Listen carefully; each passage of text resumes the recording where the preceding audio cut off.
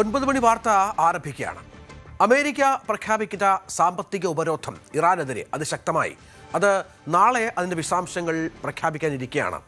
ഇറാന്റെ ഭാഗത്തു നിന്ന് അതിശക്തമായ ഭീഷണി മറ്റ് രാജ്യങ്ങൾക്ക് നേരെ ഉണ്ടാകുന്നുണ്ട്. മറ്റൊന്നുമല്ല, അമേരിക്കയെ പിന്തുണച്ചാൽ അതിൻ്റെ പ്രത്യാഘാതങ്ങൾ ഗുരുതരമായിരിക്കുമെന്നാണ് ഇറാന്റെ വെല്ലുവിളി. UAE അടക്കമുള്ള ഇറാന്റെ സാമ്പത്തിക പങ്കാളികളുമായി, വ്യാപാര പങ്കാളികളുമായി പോലുമുള്ള കാര്യങ്ങളിൽ അമേരിക്ക ഇടപെടും എന്നുള്ള ഭീതിയിൽ ഇറാൻ നിൽക്കുമ്പോഴാണ് ഈ പുതിയ ഭീഷണിയുമായി ആ രാജ്യം രംഗത്ത് വരുന്നത്. അതുമാത്രമല്ല, ട്രംപിന്റെ ഇനിയുള്ള നീക്കങ്ങൾ എന്തായിരിക്കും എന്നുള്ളതും കാത്തിരുന്ന് കാണേണ്ടി വരും. ഇതടക്കം നിരവധി വാർത്തകളുണ്ട്. ആദ്യം തലക്കെട്ട്.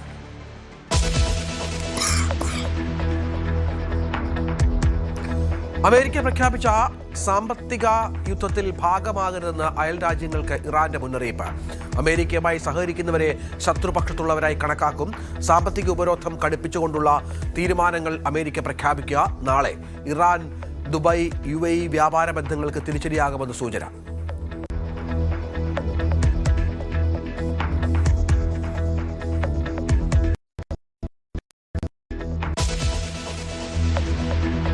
സിറിയയിൽ സൈനിക ആക്രമണങ്ങൾക്കെതിരെ ഇസ്രായേലിന് മുന്നറിയിപ്പുമായി അമേരിക്ക. അനാവശ്യമായ സംഘർഷ വർധനവിന് കാരണമായെന്ന് തുർക്കിയിലെ US അംബാസിഡർ ടോം ബാരക്ക്. വിവേകശൂന്യമായ നടപടിയെന്ന് തുർക്കിയും. ബാരക്ക് നടത്തിയ പരാമർശങ്ങൾ വസ്തുതാവിരുദ്ധമാണെന്ന് ഇസ്രായേൽ.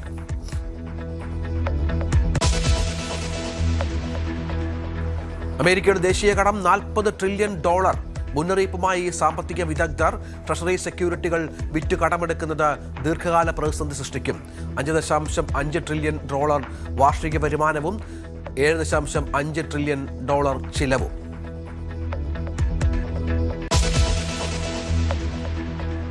പാകിസ്ഥാൻ ആഗോളതലത്തിൽ മറ്റൊരു നാണക്കേട്. സൗദി അറേബ്യയും UAEയും നാടുകടത്തിയത് 22,000 പാകിസ്ഥാനികളെ. ഭിക്ഷാടനം നടത്തിയതിന് 472 പേർ പിടിയിലായി. കഴിഞ്ഞ വർഷം ഭിക്ഷാടനം ഉൾപ്പെടെയുള്ള കുറ്റങ്ങൾ ചൂണ്ടിക്കാട്ടി ഗൾഫ് രാജ്യങ്ങൾ പുറത്താക്കിയത് 65,000-ഓളം പാകിസ്ഥാനികളെ. തീർത്ഥാടക വിസയിലെത്തുന്നവർ ഭിക്ഷാടന രംഗത്തേക്കും ക്രിമിനൽ കുറ്റകൃത്യങ്ങളിലേക്കും കടക്കുകയാണെന്ന് സൗദി അറേബ്യ. 2.2 കോടിയോളം പാകിസ്ഥാനികൾ ഭിക്ഷയയച്ചാണ് കഴിയുന്നതെന്ന് സമ്മതിച്ച് പാകിസ്ഥാൻ.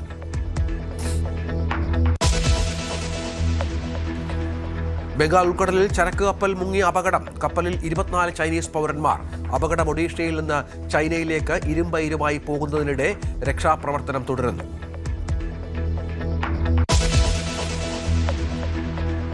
പാലക്കാട് റെയിൽവേ ഡിവിഷൻ വെട്ടിമുറിക്കലിൽ പ്രതിഷേധം കനത്തു. വിമർശനം കടുപ്പിച്ച് കേരള MPമാർ. റിപ്പോർട്ട് തേടി റെയിൽവേ മന്ത്രി അശ്വിനി വൈഷ്ണവ്. പാലക്കാട് ഡിവിഷനെ വിഭജിക്കുന്നത് കേരളം അറിയാതെ. കേരളത്തിന്റെ റെയിൽവേ വരുമാനത്തിൽ കടുത്ത നഷ്ടം. ട്രെയിനുകളുടെ സമയക്രമത്തിലും തിരിച്ചടിക്കു സാധ്യത.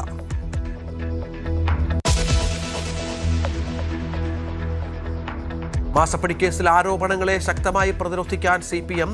MV ഗോവിന്ദൻ ഉദ്ഘാടനം ചെയ്യുന്ന രാഷ്ട്രീയ വിശദീകരണ യോഗം ഇന്ന് കോഴിക്കോട് മുതലക്കുളത്ത്. ED ഉദ്യോഗസ്ഥരെ ആക്രമിച്ച കേസിൽ പ്രതികളുടെ ജാമ്യം റദ്ദാക്കൽ നടപടികളിലേക്ക് പോലീസ്.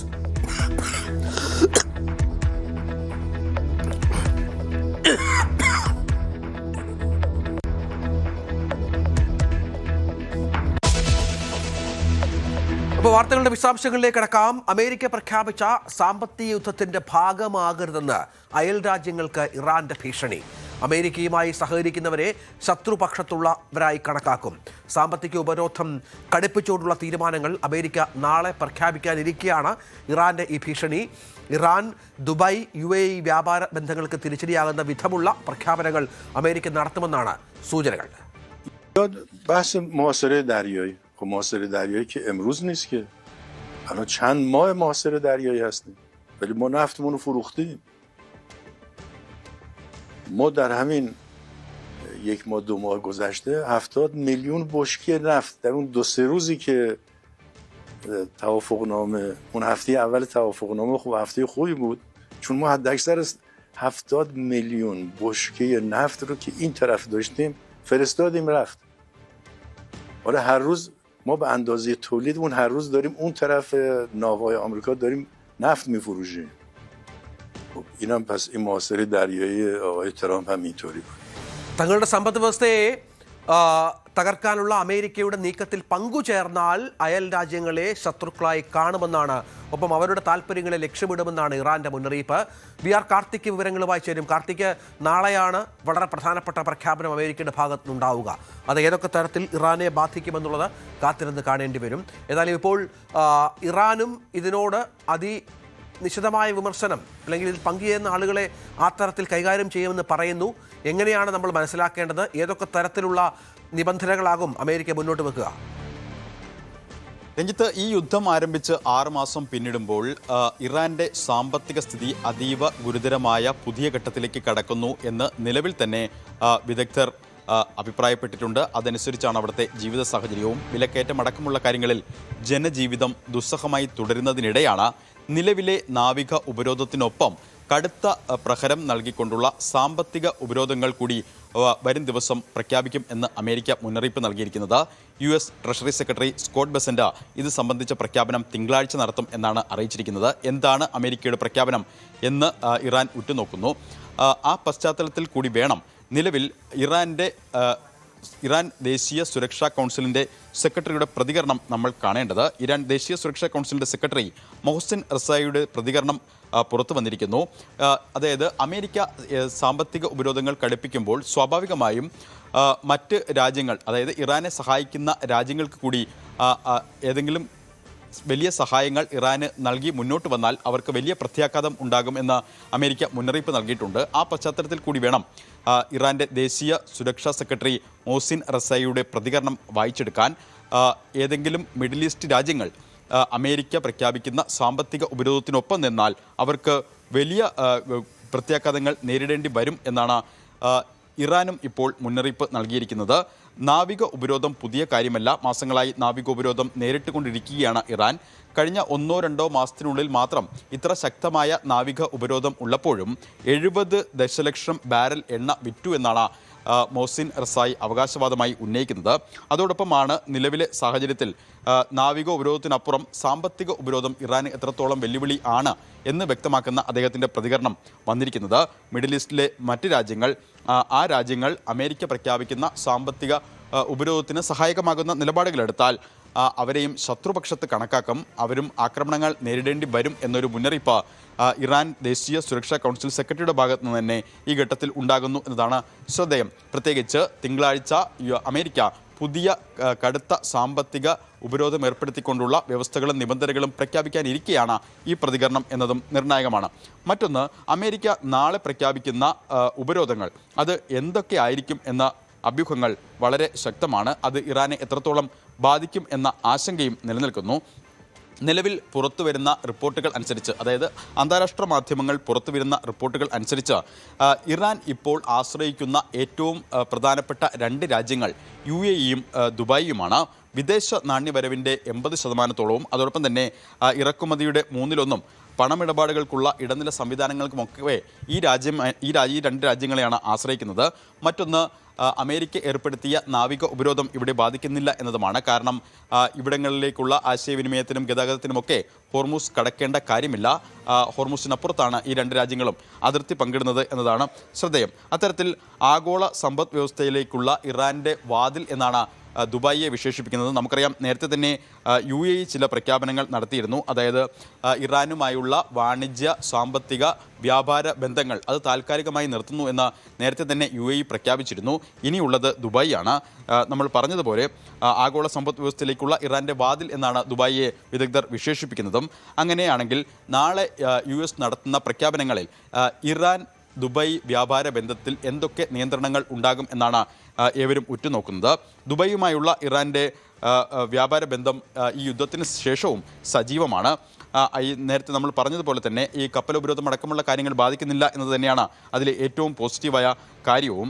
എന്നാൽ ഇത്തരത്തിൽ ദുബായിലെ ഇറാൻ ബന്ധമുള്ള വിനിമയ സ്ഥാപനങ്ങളെ നിയന്ത്രിച്ചാൽ അവിടെ നിന്ന് ഉള്ള വിമാനങ്ങൾ പരിശോധിക്കുന്നതടക്കമുള്ള കടുത്ത നടപടികൾ അമേരിക്ക പ്രഖ്യാപിച്ചാൽ അത് വലിയ തോതിൽ ബാധിക്കുക തന്നെ ചെയ്യും. അങ്ങനെയെങ്കിൽ ഗൾഫ് മേഖലയിൽ ശക്തമായ പ്രത്യാക്രമണം ഉണ്ടാകും എന്നൊരു മുന്നറിയിപ്പ് കൂടിയാണ് ഇറാൻ നൽകുന്നത്. എന്തായാലും ഈ ഘട്ടത്തിൽ രഞ്ജിത്ത് നമ്മൾ ശ്രദ്ധേയമായി നോക്കിക്കാണേണ്ട രണ്ട് കാര്യങ്ങൾ. ഒന്ന്, മോസിൻ റസായിയുടെ പ്രതികരണം. അതായത് അമേരിക്ക നാളെ കടുത്ത സാമ്പത്തിക ഉപരോധം, അമേരിക്കയുടെ തന്നെ ഭാഷയിൽ പറഞ്ഞാൽ ഇരട്ടപ്രഹരം ഏർപ്പെടുത്തിക്കൊണ്ട് ചരിത്രത്തിൽ ഇതുവരെ ഇല്ലാത്ത വിധം ഇറാനെ സാമ്പത്തികമായി വരിഞ്ഞു മുറുക്കാൻ അമേരിക്ക തയ്യാറെടുക്കുമ്പോൾ അതിനോ നേരിടാൻ തയ്യാറാണ് എന്ന സന്ദേശം തന്നെയാണ് ഇറാൻ നൽകുന്നത്. അത് ഈ പ്രതികരണങ്ങളിൽ വ്യക്തമാണ്. മറ്റൊന്ന്, അത്തരത്തിൽ സാമ്പത്തിക ഉപരോധം കടുപ്പിച്ചുകൊണ്ട് ദുബായ്, അതോടൊപ്പം തന്നെ UAE അടക്കമുള്ള രാജ്യങ്ങളുടെ വ്യാപാര ബന്ധം നിയന്ത്രിക്കുന്നതടക്കമുള്ള കാര്യങ്ങളിലേക്ക് കടന്നാൽ അതിൻ്റെ പ്രത്യാഘാതവും വളരെ വലുതായിരിക്കും എന്ന ഈ മുന്നറിയിപ്പിൽ വ്യക്തമാണ്. അതിൽ ഏറ്റവും പ്രധാനം, മിഡിൽ ഈസ്റ്റിലെ രാജ്യങ്ങൾ അവർ ഈ അമേരിക്ക പ്രഖ്യാപിക്കുന്ന സാമ്പത്തിക ഉപരോധത്തിനോട് സഹകരിച്ചാൽ അതിന് ഗുരുതരമായ ഭവിഷ്യത്തുണ്ടാകും, ശത്രുപക്ഷത്ത് അവരെ കണക്കാക്കും, ആക്രമണങ്ങൾ നേരിടേണ്ടി വരും എന്ന കൃത്യമായ സന്ദേശം തന്നെയാണ് മോസിൻ റസായിയുടെ വരികളിലുള്ളത്. നാളെയാണ് US treasury secretary Scott Bessent ഇത് സംബന്ധിച്ച പ്രഖ്യാപനം നടത്തും എന്ന് അറിയിച്ചിരിക്കുന്നത്. ദുബായ്, UAE അടക്കമുള്ള രാജ്യങ്ങളുമായി ഇറാൻ്റെ വ്യാപാര ബന്ധത്തെ ബാധിക്കുന്ന തരത്തിലുള്ള നിബന്ധനകളോ വ്യവസ്ഥകളോ ഉണ്ടായാൽ അത് ഈ യുദ്ധം കലുഷിതമാകുന്ന മറ്റൊരു തലത്തിലേക്ക് കൊണ്ടുപോകുമോ എന്ന ആശങ്കയുമുണ്ട്. കാരണം നിലവിൽ തന്നെ ജീവിത സാഹചര്യം, ഇറാനിലെ സാധാരണക്കാരുടെ ജീവിത സാഹചര്യം ദുസ്സഹമാണ്. വാർഷിക പണപ്പെരുപ്പം ഏതാണ്ട് 66% മുകളിലാണ്. സാമ്പത്തിക പ്രതിസന്ധി അതീവ രൂക്ഷമാണ്. 1.9 മില്യൺ റിയാലിന് സമം $1 എന്ന നിലയിലേക്ക് കാര്യങ്ങൾ എത്തുന്നു. അത്തരത്തിൽ ജനജീവിതം ദുസ്സഹമായിരിക്കുന്ന സാഹചര്യത്തിൽ ദുബായിയും UAEയുമാണ് ഇപ്പോൾ ഇറാൻ്റെ ഒരു ലൈഫ് ലൈൻ എന്ന് പറയാം. അമേരിക്ക കഴിഞ്ഞ ദിവസം പറഞ്ഞ ഭാഷയിൽ ഏതെങ്കിലും തരത്തിലുള്ള ലൈഫ് ലൈൻ, ഒരു ജീവനാഡി, ഒരു രക്ഷാകവചം ഇറാന് നൽകിയാൽ ആ രാജ്യങ്ങൾക്കും ശക്തമായ പ്രത്യാഘാതം ഉണ്ടാകും എന്ന മുന്നറിയിപ്പ് അമേരിക്ക നൽകുന്നു. ആ പശ്ചാത്തലത്തിൽ കൂടി വേണം മോസിൻ റസായിയുടെ ഈ പ്രതികരണം വായിച്ചെടുക്കാൻ. എന്തായാലും നിലവിൽ അമേരിക്ക പ്രഖ്യാപിച്ചിരിക്കുന്ന ഇരട്ടപ്രഹരമെന്ന് അമേരിക്ക പ്രഖ്യാപിച്ചുകൊണ്ട് നടപ്പാക്കാൻ ഉദ്ദേശിക്കുന്ന സാമ്പത്തിക ഉപരോധവും നേരിടാനുള്ള തയ്യാറെടുപ്പിലാണ് ഇറാൻ ഇപ്പോൾ. അതാണ് സാഹചര്യം. ഏതായാലും സവിശേഷമായ ചില പ്രഖ്യാപനങ്ങൾ ഉണ്ടാകുമെന്ന് വേണം പ്രതീക്ഷിക്കാൻ. നാളെ ഇതിൻ്റെ അന്തിമ രൂപം അമേരിക്ക നാളെ പ്രഖ്യാപിക്കുമെന്നാണ് മനസ്സിലാക്കേണ്ടത്. മറ്റു വാർത്ത, അമേരിക്കയും ഇസ്രായേലും തമ്മിലുള്ള പല വിധത്തിലുള്ള പ്രശ്നങ്ങൾ രൂക്ഷമാകുന്ന പുതിയ സാഹചര്യങ്ങൾ ഒരുങ്ങുന്നു എന്നുള്ളതാണ്. സിറിയയിലെ പ്രത്യേക ദൂതനും തുർക്കിയിലെ US അംബാസഡറുമായ ടോം ബാരക്ക് പുതിയൊരു മുന്നറിയിപ്പാണ് ഇപ്പോൾ ഇസ്രായേൽ നൽകുന്നത്. ഇത് കഴിഞ്ഞ ഈ ആഴ്ച ആദ്യം ഇസ്രായേൽ സൈനിക ആക്രമണങ്ങൾ നടത്തിയതിന് ഇസ്രായേലിനെതിരെയാണ് രംഗത്ത് വന്നിരിക്കുന്നത്. ഇസ്രായേലിൻ്റെ ഈ ആക്രമണങ്ങൾ അനാവശ്യമായ സംഘർഷ വർധനവിന് കാരണമായെന്ന് അദ്ദേഹം അഭിമുഖത്തിൽ പറയുകയാണ്. വടക്കൻ സിറിയയിലെ അബൂ ദുഹൂർ സൈനിക താവളത്തിന് നേരെയാണ് ആക്രമണം ഉണ്ടായത്. ആ മേഖലയിൽ കാര്യമായ സ്വാധീനമുള്ള തുർക്കിയെ പ്രകോപിപ്പിക്കാൻ ലക്ഷ്യമിട്ടുള്ളതാകാം ഈ ആക്രമണമെന്നാണ് അമേരിക്കൻ നയതന്ത്രജ്ഞൻ വ്യക്തമാക്കുന്നത്. തുർക്കിയിലെ അംബാസഡർ കൂടിയാണ് അദ്ദേഹം എന്ന് മനസ്സിലാക്കണം. പക്ഷേ ഈ അഭിപ്രായത്തെ ഇസ്രായേൽ പൂർണ്ണമായും തള്ളിക്കളയുകയാണ്. ഇത് ട്രംപിൻ്റെ അഭിപ്രായമല്ല എന്ന് പറയുമ്പോഴും അമേരിക്കയ്ക്ക് ഇസ്രായേലുമായി ബന്ധപ്പെട്ട് സമീപകാലത്തുണ്ടായിരിക്കുന്ന നിരവധി പ്രശ്നങ്ങളുണ്ട്, നിരവധി എതിർപ്പുകളുണ്ട്. അതിൻ്റെ ഒരു സൂചനയായി കൂടി ഇതിനെ കാണണം എന്ന് വേണം കരുതാൻ. കാർത്തിക്, ഇത് നമുക്കറിയാം, ഗസയുമായി ബന്ധപ്പെട്ട് അമേരിക്കയും ഇസ്രായേലും തമ്മിൽ തെറ്റി നിൽക്കുന്ന പശ്ചാത്തലമാണ്. അതിനുശേഷമാണ് ഇപ്പോൾ സിറിയയെ ആക്രമിക്കാൻ ഇസ്രായേൽ തയ്യാറാകുന്ന പശ്ചാത്തലം ഒരുങ്ങുന്നത്. ഇതൊക്കെ പശ്ചിമേഷ്യയിലെ സംഘർഷങ്ങൾക്ക് ആക്കം കൂട്ടും എന്നുള്ള വിലയിരുത്തലിലാണ് അമേരിക്ക ഇപ്പോൾ ഉള്ളത്. സിറിയയിലാണ് ഈ ആക്രമണങ്ങൾ ഇസ്രായേൽ നടത്തുന്നതെങ്കിലും ഈ ആക്രമണങ്ങളിലൂടെ ലക്ഷ്യമിടുന്നത് ഇസ്രായേൽ തുർക്കിയെ തന്നെയാണ്. തുർക്കിയെ ലക്ഷ്യമിട്ടുകൊണ്ടുള്ള ആക്രമണങ്ങളാണ് സിറിയയിൽ നടത്തുന്നത് എന്ന് ഇസ്രായേലിൻ്റെ പ്രധാനമന്ത്രിയുടെ ഓഫീസ് അടക്കം ഇതിനോടകം അവരുടെ പ്രതികരണങ്ങളിൽ നിന്ന് വ്യക്തവുമാണ്. ഒരാഴ്ചക്കിടെ രണ്ടാമത്തെ ആക്രമണമാണ് നടക്കുന്നത് എന്നതാണ് മറ്റൊരു കാര്യം. സിറിയൻ തലസ്ഥാനമായ ദമാസ്കസിൽ നിന്ന് തെക്ക് പടിഞ്ഞാറ് ബെയ്ത് ജീൻ എന്ന ഗ്രാമത്തിലാണ് സിവിലിയൻ വാഹനം ആക്രമിക്കപ്പെട്ടത്. ഇത് ഒരു ഇടവേളയ്ക്ക് ശേഷം ആദ്യമാണ്. നിരവധി പേർക്ക് പരിക്കേറ്റിട്ടുണ്ട്. നേരത്തെ വടക്ക് പടിഞ്ഞാറൻ സിറിയയിലെ വ്യോമത്താവളം ഇസ്രായേൽ ബോംബിട്ട് തകർത്തിരുന്നു. അതായത് ഒരാഴ്ചക്കിടെ രണ്ടാമത്തെ ആക്രമണം. തുർക്കി അതിർത്തിയോട് ചേർന്ന അബ്ദുൾ ദുഹൂർ വ്യോമത്താവളത്തിലെ റൺവേയും സംഭരണ കേന്ദ്രങ്ങളും ആ ആക്രമണത്തിൽ തകരുകയും ചെയ്തിരുന്നു. ഇത്തരത്തിൽ ഒരു ഇടവേളയ്ക്ക് ശേഷം സിറിയയിൽ ഇസ്രായേൽ ആക്രമണം കടുപ്പിക്കുന്നത് രണ്ട് പശ്ചാത്തലങ്ങളിലാണ്. ഒന്ന്, ഗാസയുമായി ബന്ധപ്പെട്ട തീരുമാനങ്ങളിൽ ഇസ്രായേലിനെതിരെ കടുത്ത വിമർശനങ്ങൾ പല കോണുകളിൽ നിന്നും ഉയരുന്നു. അമേരിക്ക അടക്കമുള്ളവർ ഇസ്രായേലിൻ്റെ തീരുമാനങ്ങളെ എതിർത്ത് രംഗത്ത് വരുന്ന സാഹചര്യം. മറ്റൊന്ന്, സിറിയയും തുർക്കിയും അതിർത്തി പങ്കിടുന്ന രാജ്യങ്ങളാണ്. ഈ തുർക്കി അതിർത്തിയോട് ചേർന്ന സിറിയൻ മേഖലയിൽ തുർക്കി സൈന്യത്തിൻ്റെ സാന്നിധ്യം വർദ്ധിപ്പിക്കുന്നു എന്ന ഇൻ്റലിജൻസ് റിപ്പോർട്ടുകൾ. ആ റിപ്പോർട്ടുകളുടെ അടിസ്ഥാനത്തിലാണ് സിറിയയിൽ സൈനിക നീക്കങ്ങളും സൈനികരെ വെച്ചുകൊണ്ട് ഇസ്രായേൽ ആക്രമണങ്ങളും കടുപ്പിക്കുന്നത്. തുർക്കി സിറിയയിൽ സൈനിക ആധിപത്യം ഉറപ്പിക്കുന്നു, അത് വർദ്ധിപ്പിക്കുന്നു എന്ന കൃത്യമായ ഇൻ്റലിജൻസ് സന്ദേശം ഇസ്രായേലിന് ഉണ്ട്. അത് പരിധി കടക്കുന്നു എന്ന വിലയിരുത്തൽ ഇസ്രായേലിനുണ്ട്. കൃത്യമായ ഇൻ്റലിജൻസ് വിവരങ്ങളുടെ അടിസ്ഥാനത്തിലാണ് ഇത് പറയുന്നത് എന്നും വ്യക്തമാക്കിയിരുന്നു. എന്തായാലും ആ പശ്ചാത്തലത്തിലാണ് US പ്രത്യേക പ്രതിനിധിയും തുർക്കിയിലെ US അംബാസഡറുമായ ടോം ബാരക്ക് ഇത്തരത്തിൽ ഒരു മുന്നറിയിപ്പ് നൽകിയിരിക്കുന്നത്. അതായത് സിറിയയിൽ ഇസ്രായേൽ നടത്തുന്ന ആക്രമണങ്ങൾ അത് അന്താരാഷ്ട്ര നിയമങ്ങളുടെ ലംഘനമാണ്, ഒരു സ്വതന്ത്ര പരമാധികാരമുള്ള ഒരു രാജ്യത്തിന്മേലുള്ള കടന്നുകയറ്റമാണ്. ഏതെങ്കിലും തരത്തിലുള്ള മുന്നറിയിപ്പ് നൽകിയ ശേഷമല്ല ഈ ആക്രമണങ്ങൾ നടത്തിയത് എന്നതും ഇസ്രായേലിനെ വിമർശിച്ചുകൊണ്ട് ബാരക്ക് പറഞ്ഞു വയ്ക്കുന്നു. എന്തായാലും കഴിഞ്ഞ ഒരാഴ്ചക്കിടെ ഈ ആക്രമണങ്ങൾ രണ്ടാം തവണയാണ് ഉണ്ടാകുന്നത്. ഈ മാർച്ചിൽ ഈ യുദ്ധം സജീവമായി നിലനിൽക്കുമ്പോഴും പല ഘട്ടങ്ങളിലായി സിറിയയിൽ ഇസ്രായേൽ ആക്രമണങ്ങൾ നടത്തിയിരുന്നു. ആ ആക്രമണങ്ങളുടെ ഏറ്റവും ഒടുവിൽ നടന്ന 2 സംഭവങ്ങളാണ് ഒരാഴ്ചക്കിടെ വിമാനത്താവളത്തിൽ, തുർക്കി അതിർത്തിയോട് ചേർന്ന വിമാനത്താവളത്തിലുണ്ടായ ആക്രമണവും കഴിഞ്ഞ ദിവസം ബെയ്റ്റ്ജിൻ എന്ന ഗ്രാമത്തിൽ സിവിലിയൻ ഇൻഫ്രാസ്ട്രക്ചറിന് നേരെ ഉണ്ടായ ആക്രമണവും. അതിൽ നിരവധി പേർക്ക് പരിക്കേറ്റിട്ടുമുണ്ട്. എന്തായാലും പുതിയ പശ്ചാത്തലത്തിൽ ഇസ്രായേലിൻ്റെ ആക്രമണങ്ങൾക്കെതിരെ കടുത്ത ഭാഷയിലാണ് ബാരക്കിൻ്റെ അടക്കമുള്ളവരുടെ പ്രതികരണം. പക്ഷേ US പ്രസിഡന്റ് ഡൊണാൾഡ് ട്രംപ് അടക്കമുള്ളവരുടെ പ്രതികരണം ഇക്കാര്യത്തിൽ ഇതുവരെ ഉണ്ടായിട്ടില്ല എന്നതും ശ്രദ്ധേയമാണ്. അത് പലതരത്തിലുള്ള വ്യാഖ്യാനങ്ങൾക്ക് വഴിവെക്കുകയും ചെയ്യുന്നു. എന്തായാലും സിറിയയിൽ ഇസ്രായേൽ നടത്തിയ ആക്രമണങ്ങളെ അപലപിച്ചുകൊണ്ട് പല കോണുകളിൽ നിന്നും വിമർശനങ്ങൾ ഉയരുന്നു. അതിനെ അപലപിച്ച് പല നേതാക്കളും രംഗത്ത് വരുന്നു.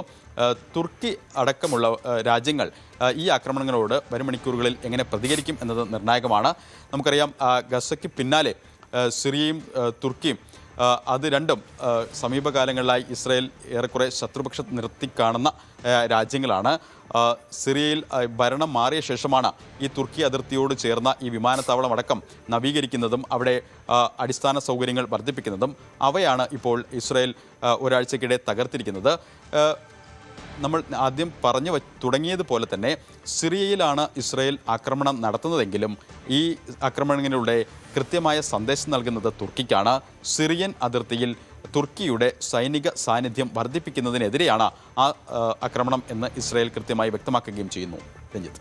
ശരി, VR കാർത്തിക്കാണ് വിവരങ്ങൾ പങ്കുവച്ചത്. ഇടവേള.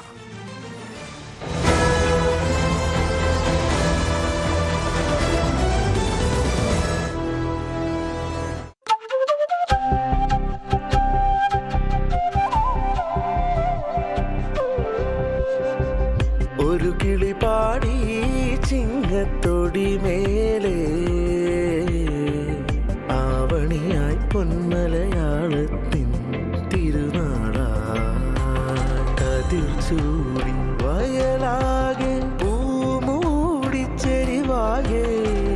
തിരകളിലാർപ്പായി മേളം തിത്തൈ തിമിതത്തൈ കഥ പറയും വഴികളിലൂടെ പാട്ടീണം മൂളി കസവിൻ പൊന്നാടകൾ ചുറ്റി ഓണമിങ്ങെത്തി കസവിൻ പൊന്നാടകൾ ചുറ്റി ഓണമിങ്ങെത്തി.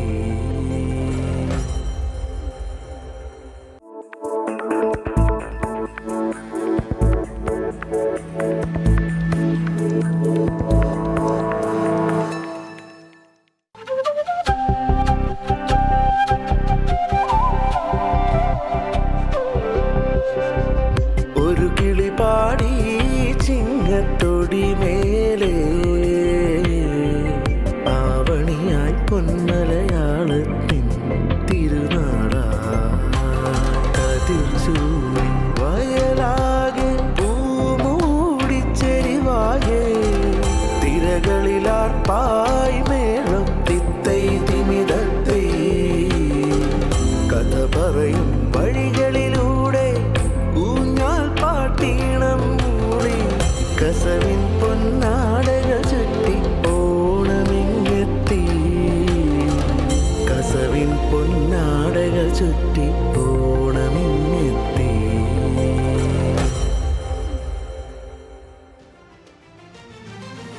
അങ്ങനെ ഓണത്തിന് നമുക്ക് പാടാൻ ന്യൂസ് 18ന്റെ ഓണപ്പാട്ടും റെഡിയായി. News 18 consulting editor Leen B Jesmus വരികൾ എഴുതി ശ്രീനേഷ് എൽ പ്രഭു ഈണമിട്ടതാണ് ഈ മനോഹരമായ ഗാനം. വിനീത് എസ്തപ്പാനാണ് ആലപിച്ചിരിക്കുന്നത്. ഇതിനൊരു പ്രത്യേകതയുണ്ട്. ഇത്രയും നേരം അത് സസ്പെൻസ് ആക്കി വെച്ചതാണ് ഞങ്ങളുടെ deputy creative director SA Abhilash Kumar Kattakkada പൂർണ്ണമായി AI ഉപയോഗിച്ചാണ് ഈ ഗാനത്തിന്റെ ദൃശ്യാവിഷ്കാരം നടത്തിയത് എന്നതാണ് ആ പ്രത്യേകത.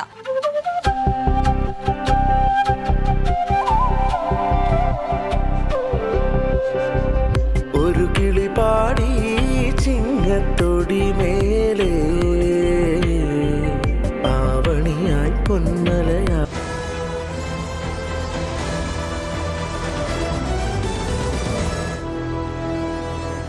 ബംഗാൾ ഉൾക്കടലിൽ ചരക്ക് കപ്പൽ മുങ്ങി അപകടം. ഒഡീഷയിലെ പാരദ്വീപ് തീരത്ത് നിന്ന് 240 നോട്ടിക്കൽ മൈൽ അകലെ 24 ജീവനക്കാരുമായി സഞ്ചരിച്ച MV ഓഷ്യൻ വിന്നർ എന്ന കപ്പലാണ് മുങ്ങിയത്. കപ്പൽ ഒഡീഷയിൽ നിന്ന് ചൈനയിലേക്ക് ഇരുമ്പയിരുമായി പോകുന്നതിനിടയിലാണ് അപകടത്തിൽപ്പെട്ടത്. കടലിൽ കുടുങ്ങിയ ജീവനക്കാർക്കായി ഇന്ത്യൻ നാവികസേനയും കോസ്റ്റ് ഗാർഡും ചേർന്ന് രക്ഷാപ്രവർത്തനം നടത്തിവരികയാണ്. നന്ദന രാജൻ വിവരങ്ങളുമായി ചേരും. നന്ദന, ഒരു വലിയ അപകടമാണ്. ഈ ജീവനക്കാരുടെയൊക്കെ അവസ്ഥ സുരക്ഷിതമാണല്ലോ? എന്താണ് ഏറ്റവും പുതിയ വിവരം? തീർച്ചയായും രഞ്ജിത്ത്, വലിയൊരു അപകടം തന്നെയാണ് സംഭവിച്ചിരിക്കുന്നത്. വെള്ളിയാഴ്ച ഒഡീഷയിലെ പാരാദ്വീപ് തുറമുഖത്ത് നിന്നും രാത്രി 10:42 പുറപ്പെട്ട MV ഓഷ്യൻ വിന്നർ എന്ന ചരക്ക് കപ്പലാണ് ഇപ്പോൾ അപകടത്തിൽപ്പെട്ടിരിക്കുന്നത്. പാരാദ്വീപ് തുറമുഖത്ത് നിന്നും 240 നോട്ടിക്കൽ മൈൽ അകലെ അന്താരാഷ്ട്ര സമുദ്ര അതിർത്തിക്ക് സമീപം വെച്ചാണ് ഈ ഒരു അപകടം ഉണ്ടായിട്ടുള്ളത്. ഒഡീഷയിൽ നിന്ന് 1700 ടൺ ഇരുമ്പയരുമായി സിംഗപ്പൂർ വഴി ചൈനയിലേക്ക് പോവുകയായിരുന്നു ഈ ഒരു ചരക്ക് കപ്പൽ.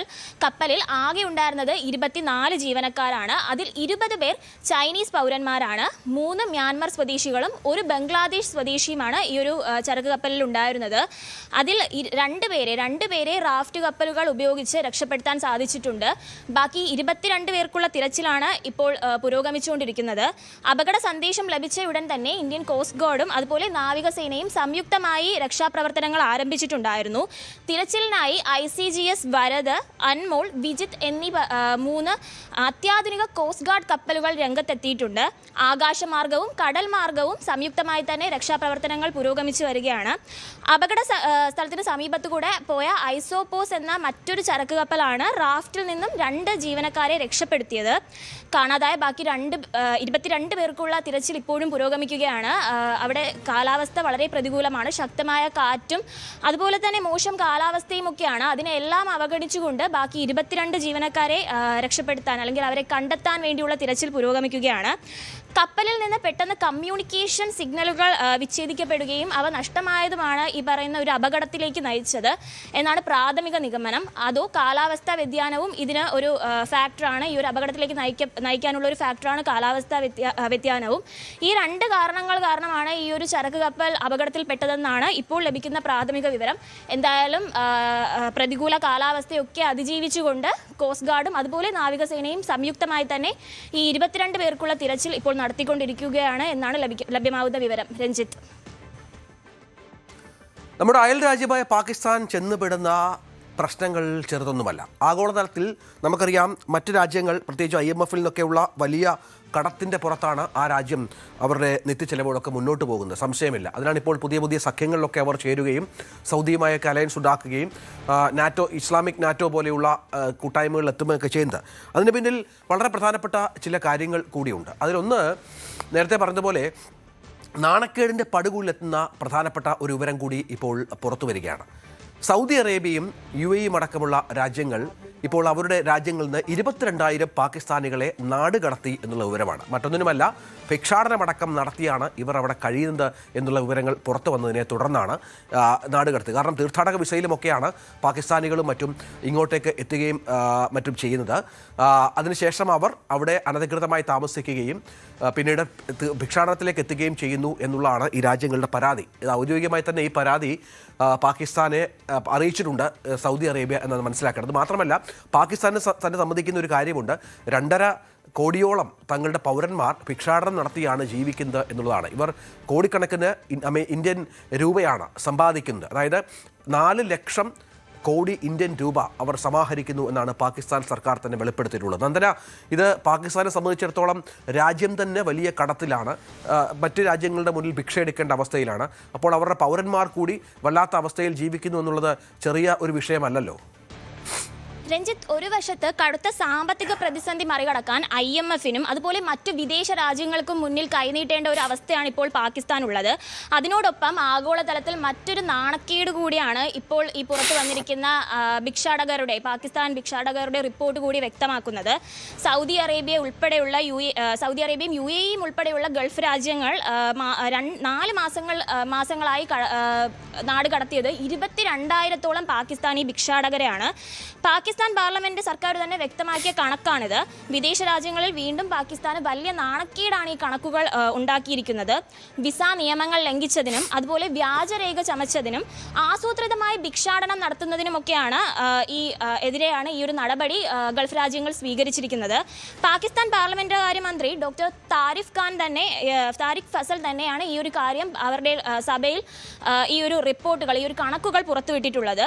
ഈ വർഷം മാർച്ച് 1-നും ജൂലൈ 13-നും ഇടയിലുള്ള 4 മാസത്തെ കണക്കാണ് 22,000 എന്നത്. ഇതിൽ പാകിസ്ഥാനികളെ തങ്ങളുടെ രാജ്യങ്ങളിൽ നിന്ന് നാടുകടത്തിയ രാജ്യങ്ങളുടെ വിവരങ്ങൾ നോക്കുകയാണെങ്കിൽ ഏറ്റവും അധികം പാകിസ്ഥാനികളെ നാടുകടത്തിയത് സൗദി അറേബ്യയാണ്. 15,495 പേരെയാണ് നാടുകടത്തിയിട്ടുള്ളത്. തൊട്ടു പിന്നിൽ തന്നെ UAE ഉണ്ട്, 3,802 പേരെ. ബഹ്റൈനിൽ നിന്നും ഒമാനിൽ നിന്നും 521 പേരെ വീതവും ഖത്തറിൽ നിന്ന് 429 പേരെയും കുവൈറ്റിൽ നിന്ന് 97 പാകിസ്ഥാനികളെയും തിരിച്ചയച്ചിട്ടുണ്ട്. ഇതിൽ 4,600-ൽ പേർ പിടിയിലാകാതിരിക്കാൻ വേണ്ടി ഗൾഫ് രാജ്യങ്ങളിൽ ഒളിവിൽ കഴിഞ്ഞവരാണ് എന്നതാണ് ഏറ്റവും ഗൗരവകരമായ കാര്യം. 1000-ലധികം പേരുടെ കൈവശം പാസ്പോർട്ട് പോലും ഇല്ലായിരുന്നു. പാസ്പോർട്ട് അടക്കമുള്ള രേഖകളൊന്നും ഇവരുടെ പക്കൽ കൈവശം ഇല്ലായിരുന്നു എന്നുള്ളതും ഗൗരവകരമായ കാര്യം തന്നെയാണ്. ഭിക്ഷാടനം നടത്തിയതിന് മാത്രം 472 പേരെയാണ് സൗദിയിലും മറ്റ് ഗൾഫ് രാജ്യങ്ങളിലും പിടിയിലായിട്ടുള്ളത്. ഇത് ആദ്യത്തെ സംഭവമല്ല. കഴിഞ്ഞ വർഷവും ഭിക്ഷാടനം ഉൾപ്പെടെയുള്ള കുറ്റകൃത്യങ്ങൾ ചെയ്തതിന് 65,000-ഓളം പാകിസ്ഥാനികളെ ഗൾഫ് രാജ്യങ്ങൾ നാടുകടത്തുന്ന ഒരു സാഹചര്യം ഉണ്ടായിട്ടുണ്ട്. തീർത്ഥാടന വിസയിലെത്തി തിരിച്ചു പോകാതെ അവർ അവിടെ ഭിക്ഷാടനം പോലുള്ള കാര്യങ്ങളിൽ ഏർപ്പെടുന്നുണ്ട്. ഈ ഒരു രീതിക്കെതിരെ സൗദി അറേബ്യ മുൻപും വളരെ ശക്തമായ രീതിയിൽ പ്രതികരിക്കുന്ന ഒരു സാഹചര്യം ഉണ്ടായിരുന്നു. ലോകത്തിന്റെ വിവിധ ഭാഗങ്ങളിൽ അറസ്റ്റ് ചെയ്യപ്പെടുന്ന ഭിക്ഷക്കാരിൽ 90% പേരും പാകിസ്ഥാനികളാണ് എന്നുള്ളതാണ് ഇവരുടെ മുൻ വിദേശകാര്യ മന്ത്രിയുടെ തന്നെ റിപ്പോർട്ടുകൾ വ്യക്തമാക്കുന്നത്. പാകിസ്ഥാനിൽ മാത്രം 2.2 കോടിയോളം ആളുകൾ ഭിക്ഷാടനം നടത്തി ജീവനോപാധി കണ്ടെത്തുന്നവരാണ്. ഒരറ്റത്ത് സാമ്പത്തിക തകർച്ചയിൽ നിന്ന് രക്ഷപ്പെടാൻ അന്താരാഷ്ട്ര സമൂഹത്തിന് മുന്നിൽ അല്ലെങ്കിൽ ആഗോള രാജ്യങ്ങൾക്ക് മുന്നിൽ കൈനീട്ടേണ്ട ഒരു സാഹചര്യത്തിലാണ് പാകിസ്ഥാൻ. അതിനോടൊപ്പം മറുവശത്ത് അവരുടെ പൗരന്മാരുടെ ഈ ഒരു നിയമലംഘനവും അതുപോലെ മറ്റു രാജ്യങ്ങളിൽ പോയി നിയമലംഘനം നടത്തുന്ന ഒരു സാഹചര്യവും കൂടെ ഉണ്ടാകുമ്പോൾ അത് പാകിസ്ഥാന്റെ നയതന്ത്ര രീതികളെ വളരെ പ്രതികൂലമായി തന്നെ അല്ലെങ്കിൽ പ്രതിസന്ധിയിലാക്കും എന്ന് തന്നെ പറയേണ്ടി വരും. രഞ്ജിത്ത്, അതാണ് സാഹചര്യം. നന്ദനയാണ് വിവരങ്ങൾ പങ്കുവച്ചത്. നമ്മൾ ഈ ഇസ്ലാമിക് നാറ്റോ എന്ന പ്രയോഗം കഴിഞ്ഞ കുറേ ദിവസങ്ങളായി ചർച്ച ചെയ്യുന്ന ഒന്നാണ്. സൗദി അറേബ്യയും തുർക്കിയും അടക്കമുള്ള രാജ്യങ്ങൾ ചേർന്ന് ഒരു സഖ്യമുണ്ടാക്കാൻ പോകുന്നു. അതിൽ പാകിസ്ഥാനുമുണ്ട്. പാകിസ്ഥാൻ നമ്മുടെ തൊട്ട അയൽ രാജ്യമാണ്. അതുപോലെ തന്നെയാണ് ബംഗ്ലാദേശ് എന്ന വളരെ പ്രധാനപ്പെട്ട നമ്മളുമായി ഏറ്റവും അടുപ്പമുള്ള രാജ്യം. ഇസ്ലാമിക് നാറ്റോ എന്ന ഈ പ്രയോഗം അത് ഒരു മക്ക ഉടമ്പടിയുമായി ബന്ധപ്പെട്ട് ഒരു ത്രികക്ഷി സുരക്ഷാ സഖ്യം രൂപപ്പെട്ടതിനെ ചിലർ വിളിക്കുന്നതാണ്. സൗദി അറേബ്യയുടെ വമ്പിച്ച സാമ്പത്തിക ശേഷി, തുർക്കിയുടെ അത്യാധുനിക സൈനിക വ്യവസായ സാങ്കേതികവിദ്യ, പാകിസ്ഥാൻ്റെ ആണവായുധങ്ങളൊക്കെ ചേരുമ്പോൾ ഇത് ലോകത്തിലെ ഏറ്റവും വലിയ ഒരു ശക്തിയുള്ള ഒരു ഫോഴ്സായി മാറും എന്നാണ് ചില വിലയിരുത്തലുകൾ. പക്ഷേ ഇതിൻ്റെ പ്രതിഫലനങ്ങൾ ഇപ്പോൾ പേർഷ്യൻ ഗൾഫൊക്കെ കടന്ന് മറ്റ് സ്ഥലങ്ങളിലേക്ക് വ്യാപിച്ചിരിക്കുന്നു എന്നാണ്. ബംഗാൾ ഉൾക്കടൽ മേഖലയിലേക്കും എത്തുന്നു എന്നാണ് മനസ്സിലാക്കേണ്ടത്. ഈ കരാറിൻ്റെ സ്വാധീനം വ്യാപിപ്പിക്കാനുള്ള സാധ്യതകളെക്കുറിച്ചുള്ള സൂചനകൾ പല റിപ്പോർട്ടുകളിലും കാണാം എന്നാണ് മനസ്സിലാക്കേണ്ടത്. ഈ സുരക്ഷാ സഖ്യത്തിൽ ബംഗ്ലാദേശ് ചേരുന്നതിനെക്കുറിച്ചോ അല്ലെങ്കിൽ അവരുമായി സഹകരിക്കുന്നതിനെക്കുറിച്ചോ ഉള്ള അഭ്യൂഹങ്ങൾ ന്യൂഡൽഹിയുടെ ശ്രദ്ധ ആകർഷിക്കുന്നതിൽ സംശയമില്ല. നമുക്ക് പ്രധാനപ്പെട്ട ഒന്നാണ്. കാരണം ബംഗ്ലാദേശ് നമ്മളുമായി വളരെ അടുത്ത സഖ്യം രൂപീകരിച്ചിട്ടുള്ള ഒരു രാജ്യമാണ്, സംശയമില്ല. വ്യാപാര ബന്ധമൊക്കെയുണ്ട്. പക്ഷേ അവിടുത്തെ പുതിയ സംഭവ വികാസങ്ങൾ, പ്രത്യേകിച്ചും അവരുടെ മുൻ പ്രധാനമന്ത്രി ഷെയ്ഖ് ഹസീനയ്ക്ക് നമ്മൾ അഭയം നൽകിയതുമൊക്കെ ബന്ധപ്പെട്ട് പുതിയ ഭരണകൂടം നമ്മളുമായി അത്ര രസത്തിലല്ല. ഇന്ത്യയുടെ കിഴക്കൻ അയൽപക്ക സുരക്ഷയുടെ സുപ്രധാന ഘടകമാണ് ബംഗ്ലാദേശ്. അങ്കാറ, റിയാദ്, ഇസ്ലാമാബാദ് സൈനിക സഖ്യത്തിൻ്റെ ഭാഗമായാൽ അതെന്ത് പ്രത്യാഘാതമുണ്ടാക്കുമെന്നാണ് വിദഗ്ധർ ഇപ്പോൾ വിലയിരുത്തിക്കൊണ്ടിരിക്കുന്നത്. ഇസ്ലാമിക് നാറ്റോയിൽ ബംഗ്ലാദേശ് ചേരുമോ എന്നുള്ള പ്രധാനപ്പെട്ട വിവരമാണ് ഇപ്പോൾ മനസ്സിലാക്കേണ്ടത്. ധാക്കയിലെ രാഷ്ട്രീയ മാറ്റങ്ങൾക്കും പ്രധാനമന്ത്രി താരിഖ് റഹ്മാന്റെയും ബംഗ്ലാദേശ് നാഷണലിസ്റ്റ് പാർട്ടിയുടെയും നേതൃത്വത്തിൽ ഭരണമുറപ്പിക്കുന്നതിന് പിന്നാലെ ബംഗ്ലാദേശിന്റെ വിദേശ നയത്തിൽ വലിയ മാറ്റങ്ങൾ ഞാൻ നേരത്തെ പറഞ്ഞ പോലെ സംഭവിച്ചിട്ടുണ്ട്. ബംഗ്ലാദേശ് ആദ്യം എന്ന പ്രഖ്യാപിത നയത്തിന്റെ കീഴിൽ തന്ത്രപരവും സുരക്ഷാപരവുമായ പങ്കാളിത്തങ്ങൾ വൈവിധ്യവൽക്കരിക്കാനാണ് ധാക്കയിലെ ഭരണകൂടം ശ്രമിക്കുന്നത്. മുൻകാലങ്ങളിൽ ഇന്ത്യയെ അമിതമായി ആശ്രയിച്ചിരുന്ന അവസ്ഥയിൽ നിന്ന് മാറി സഞ്ചരിക്കാനാണ് ഇപ്പോൾ അവർ ലക്ഷ്യമിടുന്നത്. അതെന്താണ് അതിൻ്റെ പിന്നിൽ എന്നുള്ളത് നമുക്കൊന്നുകൂടി വിശദമാക്കാം. ഇസ്ലാമാബാദുമായി ധാക്ക ഒരേ സമയം ശ്രദ്ധേയമായ നയതന്ത്ര ബന്ധം സ്ഥാപിച്ചിട്ടുണ്ട്, സംശയമില്ല. ഉഭയകക്ഷി വ്യാപാര സംഭാഷണങ്ങൾ വികസിപ്പിച്ചിട്ടുണ്ട്. നേരിട്ടുള്ള സമുദ്ര ബന്ധം അത് പുനരുജ്ജീവിപ്പിച്ചിട്ടുണ്ട്. സൗദി അറേബ്യ, തുർക്കി, പാകിസ്ഥാൻ എന്നിവർ ഉൾപ്പെടുന്ന ഈ സാമ്പത്തിക അല്ലെങ്കിൽ പ്രതിരോധ ചട്ടക്കൂടുകളിൽ പങ്കെടുക്കുന്നതിന് ധാക്ക പോസിറ്റീവായുള്ള നിലപാട് നിലനിർത്തുന്നുവെന്നാണ് ഇപ്പോൾ പുറത്തുവരുന്ന സൂചനകൾ. ഇതിൻ്റെ ആദ്യ പരസ്യ പ്രതികരണം വന്നത് ബംഗ്ലാദേശിൻ്റെ വിദേശകാര്യ ഉപദേഷ്ടാവ് കൂടിയായ ഹുമയൂൺ കോബിർ എൻ്റെ വാക്കുകളിലൂടെയാണ്. അത്തരം ക്രമീകരണങ്ങൾ ബംഗ്ലാദേശിൻ്റെ ദേശീയ താൽപ്പര്യങ്ങൾക്കും പരമാധികാരത്തിനും അനുസൃതമാണെങ്കിൽ ആ പ്രസ്താവന കാര്യമായ നയതന്ത്ര പ്രവർത്തനങ്ങളുമായി പൊരുത്തപ്പെട്ടു പോകും എന്നാണ് പറഞ്ഞത്. ബംഗ്ലാദേശിലെ സൗദി അംബാസിഡർ മുഹമ്മദ് ബിൻ സൽമാൻ്റെ വ്യക്തിപരമായ ക്ഷണം പ്രധാനമന്ത്രി താരിഖ് റഹ്മാന് റിയാദിലേക്കുള്ള ഒരു ഔദ്യോഗിക സന്ദർശനത്തിനായി നൽകിയ ഒരു പശ്ചാത്തലം കൂടി ഇതിനോട് കൂട്ടി വായിക്കണം. ഈ മാസം സൗദിയിൽ സ്ഥാപിതമായ മൾട്ടിനാഷണൽ മാരിടൈം ഡിഫൻസ് അലയൻസിൻ്റെ സ്ഥാപക അംഗമാകുന്നതിലൂടെ സൗദി നയിക്കുന്ന സുരക്ഷാ ഘടനകളിൽ സംയോജിപ്പിക്കാനുള്ള സന്നദ്ധയും ബംഗ്ലാദേശ് പ്രകടിപ്പിക്കുകയാണ്. അതേസമയം തുർക്കിയിലെ ഭരണകക്ഷിയായ എർദോഗൻ്റെ പാർട്ടിയായ AK പാർട്ടിയുമായി അടുത്ത ബന്ധമുള്ള പ്രസിദ്ധീകരണങ്ങൾ ഉൾപ്പെടെയുള്ളവർ മക്ക സുരക്ഷാ കരാർ എന്ന ബംഗ്ലാദേശിനെ അതിൽ ഉൾപ്പെടുത്തുക എന്ന ആശയം സജീവമായി പങ്കുവെക്കുന്ന, അതായത് പാകിസ്ഥാന് താല്പര്യമാണ്, സൗദിക്ക് താല്പര്യമാണ്, ഇപ്പോൾ തുർക്കിക്കും താല്പര്യമാണ് എന്നുള്ളതാണ് പ്രധാനപ്പെട്ട ഘടകം. അപ്പോൾ സ്വാഭാവികമായും ബംഗ്ലാദേശിനെ സംബന്ധിച്ചിടത്തോളം, പ്രത്യേകിച്ച് മുസ്ലിം ഭൂരിപക്ഷ ജനസംഖ്യയുള്ള ബംഗാൾ ഉൾക്കടലിലെ തന്ത്രപ്രധാനമായ സ്ഥാനം വർദ്ധിച്ചു വരുന്ന ഒരു രാജ്യത്തെ സംബന്ധിച്ചിടത്തോളം തുർക്കി അതിന് ഏറെ പ്രാധാന്യം നൽകുന്നുണ്ട്. സൈനിക കയറ്റുമതിക്കുള്ള ഒരു പ്രധാന വിപണിയായി, ഒപ്പം ഇന്ത്യൻ മഹാസമുദ്രത്തിലെ തുർക്കിയുടെ ശക്തി വർദ്ധിപ്പിക്കാനുള്ള പ്രധാനപ്പെട്ട ഒരു സ്ഥാനമായും അവർ ബംഗ്ലാദേശിനെ കാണുകയാണ്. അത് നേരത്തെ പറഞ്ഞ പോലെ ഇന്ത്യയെ സംബന്ധിച്ചിടത്തോളം അത്ര ശുഭകരമായ ഒന്നല്ല. 2030 സേനാ നവീകരണ സംരംഭത്തിൻ്റെ ഭാഗമായി തുർക്കി തങ്ങളുടെ ഡ്രോണുകളും വ്യോമപ്രതിരോധ സംവിധാനങ്ങളും നാവിക കോർവെറ്റുകളും ബംഗ്ലാദേശ് സായുധ സേനയ്ക്ക് നൽകിയിട്ടുണ്ട് എന്ന വിവരം കൂടി ഇതിനോട് ചേർത്ത് വെക്കണം. മറ്റൊരു കാര്യം, ഈ സഖ്യത്തിൽ ചേരുന്നത് ബംഗ്ലാദേശിന് അത്ര എളുപ്പമാകുമോ എന്നുള്ള പ്രധാനപ്പെട്ട ഒരു ചോദ്യം കൂടിയുണ്ട്. ഈ നയതന്ത്ര നീക്കങ്ങൾക്കിടയിലും മക്ക കരാർ പോലെയുള്ള ഒരു നിരുപാധിക പരസ്പര പ്രതിരോധ കരാറിൽ ബംഗ്ലാദേശ് ഒപ്പുവെക്കുമെന്ന് അനുമാനിക്കുന്നതിന് മുൻപ് ചില ജാഗ്രതകൾ കൂടി അവർ പാലിക്കേണ്ടി വരും എന്നുള്ള പ്രധാനപ്പെട്ട ഒന്നുണ്ട്. ഒരു കൂട്ടായ സുരക്ഷാ ചട്ടക്കൂടിലെ പൂർണ്ണ അംഗത്വം ധാക്കയ്ക്ക് അത്ര സുഖകരമായ ഒന്നായിരിക്കില്ല. പ്രത്യേകിച്ചും ഇവരൊരു ചേരിചേരാ നയത്തിൻ്റെ അടിസ്ഥാനത്തിൽ വിദേശ നയം രൂപീകരിക്കപ്പെട്ടിട്ടുള്ള ഒരു രാജ്യമാണ്. അപ്പോൾ അവിടെയാണ് ഇവർ ഒരു പ്രത്യേക സംവിധാനത്തിലേക്ക് നീങ്ങുക എന്നുള്ള പ്രധാനപ്പെട്ട ഒന്ന്. അത് മാത്രമല്ല, ഇന്ത്യയുമായി ഏറെ ബന്ധമുള്ള ഒരു രാജ്യം, അമേരിക്കയുമായി ഏറെ ബന്ധമുള്ള ഒരു രാജ്യം, യൂറോപ്പുമായും അമേരിക്കയുമായും ഒക്കെ റെഡിമെയ്ഡ് വസ്ത്ര കയറ്റുമതി, ഇന്ത്യയുമായി വ്യാപാര ബന്ധമുള്ള വൈദ്യുതി പ്രക്ഷേപണമൊക്കെയുള്ള ഗതാഗത ബന്ധങ്ങളൊക്കെ ഉള്ള ഒരു രാജ്യത്തെ സംബന്ധിച്ചിടത്തോളം ഇത്തരമൊരു കൂട്ടായ്മയിലേക്ക് പോകുന്നത് അത് ഇന്ത്യക്കെതിരായ ശത്രുതാപരമായ ഒരു കൂട്ടായ്മയാണ്, സംശയമില്ല. നമുക്കറിയാം, പാകിസ്ഥാനും തുർക്കിയും നമുക്കെതിരെ രംഗത്ത് വരുന്ന പശ്ചാത്തലമൊക്കെ ഉണ്ടായിട്ടുണ്ട് പലപ്പോഴും. അത് ഇത്തരം വ്യാപാര ബന്ധങ്ങൾക്ക് അത്ര സുഖകരമായ ഒന്നായിരിക്കില്ല എന്നുള്ള വിലയിരുത്തലും വിദഗ്ധരുടെ ഭാഗത്തുനിന്ന് ഉണ്ടാകുന്നുണ്ട് എന്നുള്ളതാണ് ഏറ്റവും പ്രധാനപ്പെട്ട ഒന്ന്. അവിടെയാണ് ഈ കരാറിലേക്ക് ഇവരെത്തുമോ എന്നുള്ള ചോദ്യം പ്രധാനമായും നയതന്ത്ര വിദഗ്ധർ ചോദിക്കുന്ന പശ്ചാത്തലമുണ്ടാകുന്നത്. പക്ഷേ അപ്പോഴും അവർക്ക് ഒരുപാട് താല്പര്യങ്ങളുണ്ട്. പാകിസ്ഥാനുമായി ബന്ധമുണ്ട്, നേരത്തെ പറഞ്ഞ പോലെ തുർക്കിയുമായി ബന്ധമുണ്ട്, സൗദിയുമായി ബന്ധമുണ്ട്. അവിടെയാണ് ഈ കൂട്ടുകെട്ടിൻ്റെ ഭാഗമായി നമ്മൾ എന്താണ് നമ്മളുടെ കൺസേൺ എന്നുള്ള ഒരു ചോദ്യം കൂടി ഉയരുന്നത്. ഇന്ത്യൻ ദേശീയ സുരക്ഷാ സംവിധാനത്തിന് മുന്നിൽ ഒരു വെല്ലുവിളി ഉണ്ടോ ഈ വിഷയത്തിൽ?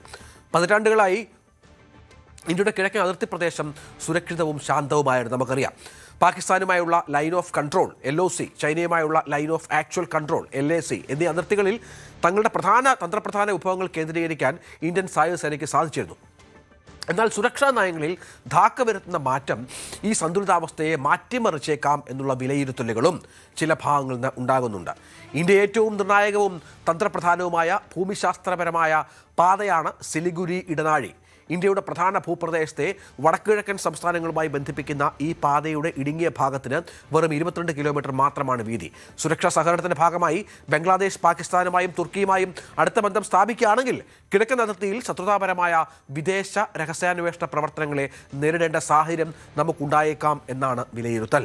വടക്കുകിഴക്കൻ മേഖലയിൽ പ്രവർത്തിക്കുന്ന ഇന്ത്യ വിരുദ്ധ ഗ്രൂപ്പുകൾക്ക് ബംഗ്ലാദേശ് അതിർത്തിക്കപ്പുറം സുരക്ഷിത താവളങ്ങളും സഹായങ്ങളും ലഭിക്കുന്ന കാലത്ത് ഇന്ത്യൻ സുരക്ഷാ ഏജൻസികൾ കടുത്ത വെല്ലുവിളി നേരിട്ടിരുന്നു. ഇത് പ്രധാനപ്പെട്ട ഒന്നാണ്. ഇത്തരത്തിലുള്ള ബന്ധം ഇസ്ലാമാബാദുമായും തുർക്കിയുമായും ബംഗ്ലാദേശ് സ്ഥാപിക്കാൻ പോയാൽ അത് വലിയ തോതിൽ ഇന്ത്യക്കും കൺസേൺ ആകേണ്ട ഒരു പശ്ചാത്തലം ഒരുങ്ങി വരുന്നു എന്നാണ് മനസ്സിലാക്കേണ്ടത്. ഏതായാലും നമ്മൾ ജാഗ്രതയോടെ ഈ വിഷയത്തെ സമീപിക്കുകയാണ്. പാകിസ്ഥാനെ പോലെയുള്ള ഇന്ത്യക്കെതിരെ ശത്രുരാജ്യമായ സ്ഥലത്ത് നിന്ന് ഉള്ള പിന്തുണ ബംഗ്ലാദേശിന് കിട്ടുന്ന ഒരു സാഹചര്യം ഒരുങ്ങിയാൽ രണ്ട് രാജ്യങ്ങൾക്കും ദോഷമാണ്, സംശയമില്ല. ബംഗ്ലാദേശ് സംബന്ധിച്ചിടത്തോളം പാകിസ്ഥാനേക്കാളധികം വ്യാപാര നയതന്ത്ര ബന്ധങ്ങൾ നമ്മളുമായി ഉണ്ട്. പക്ഷേ നമ്മളെ സുരക്ഷിതരാക്കുക എന്നുള്ള ലക്ഷ്യം നമുക്കുണ്ട്. അതിനുള്ള എല്ലാ പ്രതിബദ്ധതയും ആത്മാർത്ഥതയുമുള്ള ഒരു ഭരണകൂടം കൂടിയുണ്ട് എന്ന കാര്യത്തിൽ സംശയമില്ല. അതുകൊണ്ട് തന്നെ ഈ കാര്യങ്ങളൊക്കെ ഇന്ത്യ നിരീക്ഷിക്കുന്നുണ്ട്, വിദേശകാര്യ മന്ത്രാലയം അടക്കം. ബംഗ്ലാദേശ് ചേർന്നാലും ഇല്ലെങ്കിലും അതിനെ കൃത്യമായി നേരിടാൻ നമുക്കറിയാം എന്ന കാര്യം കൂടി വ്യക്തമാക്കുകയാണ്. ഇടവേള.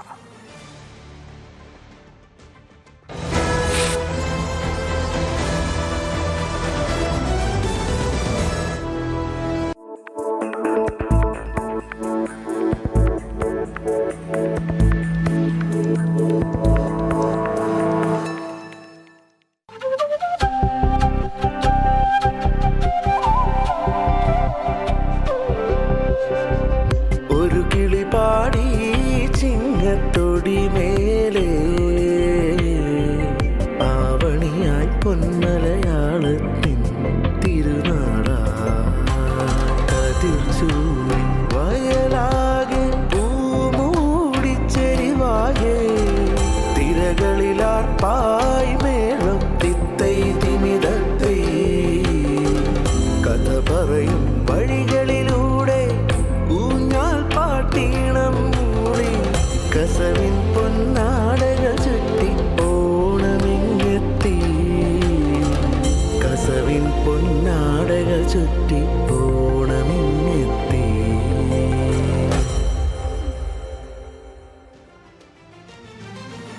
അങ്ങനെ ഓണത്തിന് നമുക്ക് പാടാൻ ന്യൂസ് 18ന്റെ ഓണപ്പാട്ടും റെഡിയായി.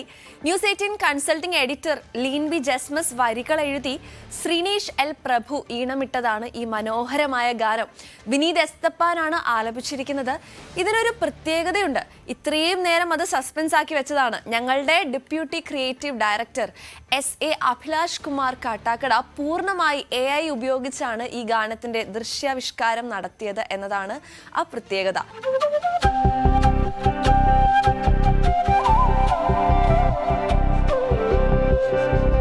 ഒരു കിളി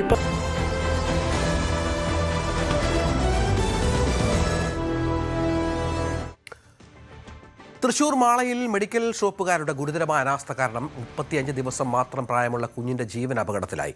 ഡോക്ടർ കുറിച്ചു നൽകിയ പ്രോബയോട്ടിക് മരുന്നിന് പകരം മുതിർന്നവർ ശ്വാസതടസ്സത്തിന് നെബുലൈസ് ചെയ്യാൻ ഉപയോഗിക്കുന്ന വീര്യമേറിയ മരുന്നാണ് നീതി മെഡിക്കൽ ഷോപ്പ് ജീവനക്കാരി എടുത്തു നൽകിയത്. ധനേഷ് ചേരുകയാണ്. ധനേഷ്, എന്താണ് സംഭവിച്ചത്? വളരെ പ്രധാനപ്പെട്ട അനാസ്ഥ ഉണ്ടായിരിക്കുന്നു എന്നാണ് മനസ്സിലാക്കേണ്ടത്. ധനേഷ്, കേൾക്കാമോ? തൃശ്ശൂരിൽ നിന്നാണ് ഈ വാർത്ത പുറത്തു വരുന്നത്.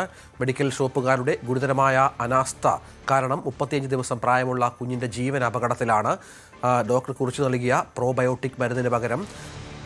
ധനേഷ്, എന്താണ് സംഭവിച്ചത്? രഞ്ജിത്ത്, 21-ാം തീയതിയാണ് കുട്ടിക്ക് പനി ബാധിച്ചതിനെ തുടർന്ന് ഡോക്ടറെ അടുത്ത് കാണിച്ചത്. ഡോക്ടർ നൽകിയ മരുന്നിന്റെ ലിസ്റ്റിൽ മരുന്ന് അഷ്ടമിച്ചിറയുള്ള മാള ബ്ലോക്ക് ടൗൺ സഹകരണ ബാങ്കിന് കീഴിൽ പ്രവർത്തിക്കുന്ന നീതി മെഡിക്കൽ ഷോപ്പിലെത്തി മരുന്ന് വാങ്ങുകയായിരുന്നു. എന്നാൽ ഡോക്ടർ നിർദ്ദേശിച്ച പ്രോബയോട്ടിക് എന്ന മരുന്നിന് പകരം മുതിർന്നവർ നെബുലൈസേഷൻ വഴി ഉപയോഗിക്കുന്ന ബൂഡ്സെൽ 0.5 mg എന്ന മരുന്നാണ് ജീവനക്കാരി നൽകിയത്. മരുന്ന് വാങ്ങിയത് സംശയം തോന്നിയ കുട്ടിയുടെ അച്ഛൻ മനു ജീവനക്കാരിയോട് ഇതിനെക്കുറിച്ച് ചോദിച്ചെങ്കിലും മരുന്ന് ഇത് തന്നെയാണെന്നാണ് ജീവനക്കാരി കുട്ടിയുടെ അച്ഛനോട് പറഞ്ഞത്. കുട്ടിയുടെ അവസ്ഥ എങ്ങനെയുണ്ട് ധനേഷ്? ധനേഷ്, കേൾക്കാമോ? ശരി, തൃശ്ശൂരിൽ നിന്നാണ് ഈ സംഭവം റിപ്പോർട്ട് ചെയ്തത്. തിരുവോണത്തിന് ഒരുങ്ങി കേരളം.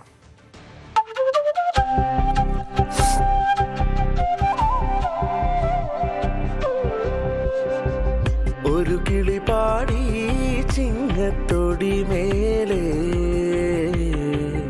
ആവണിയായി പൊന്മലയാളത്തിൻ തിരുനാളാതിർ ചൂടി വയലാകെ പൂമൂടിച്ചെരിവാകെ തിരകളിലാർപ്പായി മേളം തിത്തൈ തിമിതത്തൈ കഥ പറയും വഴികളിലൂടെ പാട്ടീണം മൂളി കസവിൻ പൊന്നാടകൾ ചുറ്റി ഓണമിങ്ങെത്തി കസവിൻ പൊന്നാടകൾ ചുറ്റി ഓണമിങ്ങെത്തി.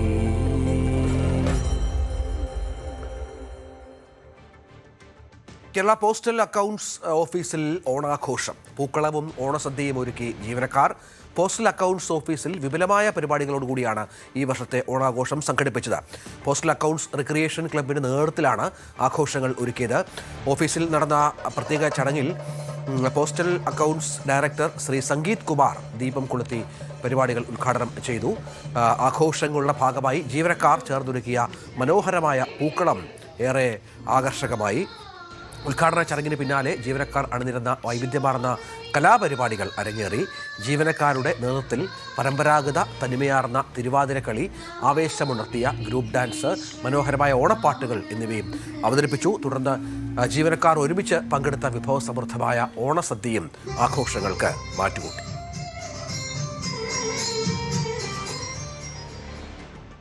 ഓണത്തിന് മഹാബലി എങ്ങനെയൊക്കെ വരുമെന്ന ചോദ്യത്തിന് മലപ്പുറം രാമപുരം ജെംസ് കോളേജിലെ കുട്ടികൾ പറയും, വേണമെങ്കിൽ ആകാശത്തു കൂടിയും വരും. പറയുക മാത്രമല്ല, മഹാബലിയെ അവർ ഹെലികോപ്റ്ററിൽ ഇറക്കുകയും ചെയ്തു. കാണാം പാതാളത്തിൽ നിന്നും ജംസിലേക്ക് പറന്നു വന്ന മാവേലി.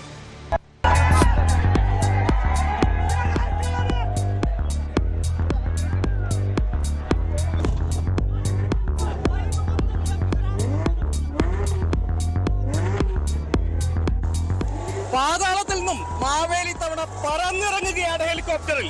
മലപ്പുറം ജെംസ് കോളേജിലെ ഓണാഘോഷം വേറെ ലെവലാണ്. മാവേലി ഹെലികോപ്റ്ററിൽ ഓണാഘോഷത്തിന് വന്നിറങ്ങി കഴിഞ്ഞിരിക്കുന്നു. മാവേലിയുമായി ഹെലികോപ്റ്റർ വന്നിറങ്ങിയിരിക്കുന്നു. ആഘോഷ തീർപ്പിലാണ് ഈ ഒരു ക്യാമ്പസ് ഒന്നാകെ. ആവേശം, വാനോളം ഉയർന്ന അന്തരീക്ഷം, വാനോളം ആവേശം.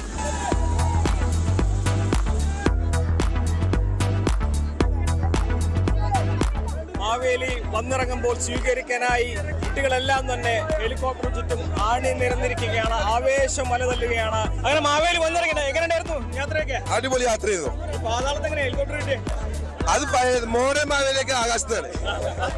രണ്ടാം തവണയിലാണ് ഹെലികോപ്റ്ററിൽ വരുന്നത്. പക്ഷെ അത് തുമ്പി, ഇത് ഡ്രാഗൺ. ഈ ബൽവയുടെ ഓണെന്ന് പറഞ്ഞാൽ ജസ്റ്റ് ഒന്ന് നോക്കിയാ ഇതാണ് ബൽവ.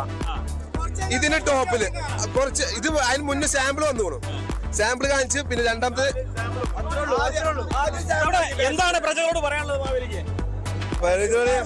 ബൽവോണം, ഹാപ്പി ഓണം, ഒരേപൊളി.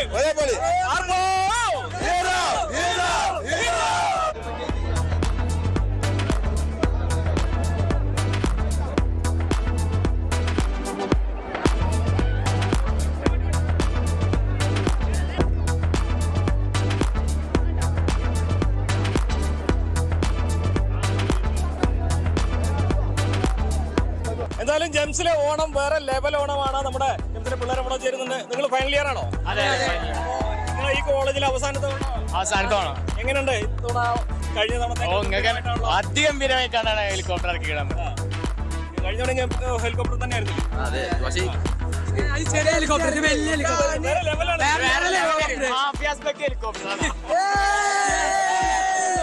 അല്ല, ഇതിനൊക്കെ വലിയ ചെലവല്ലേ? ഫണ്ട് അവസാനത്തെ ഓണത്തിന് വേണ്ടി ഞങ്ങൾ എന്തും ചെയ്യും. രാവിലെ പാരാച്ചൂട്ട് ഇറക്കി. ഈ കോളേജിൽ അവസാനത്തോണം അവിസ്മരണീയമാക്കാണ്. എല്ലാവരും കളറൊക്കെയാണ്. അപ്പൊ ആർപ്പോടിച്ചാൽ നമുക്ക് എല്ലാവരും കൂടി പലരും പറഞ്ഞു എന്തോ ഈ കയർമ കെട്ടിയാണ്ട് ഇങ്ങനെ പൊങ്ങണ സാധനമാണ് കേരളം മൊത്തം ഓണം അടക്കി ഭരിച്ചതെന്ന്. ഇതിങ്ങനെ കറങ്ങി വരുന്ന സാധനം. അതെ, അത് കാണിച്ചു കൊടുക്കുക. അതാണ് ബൽവ. ആർപ്പോടിച്ചാലോ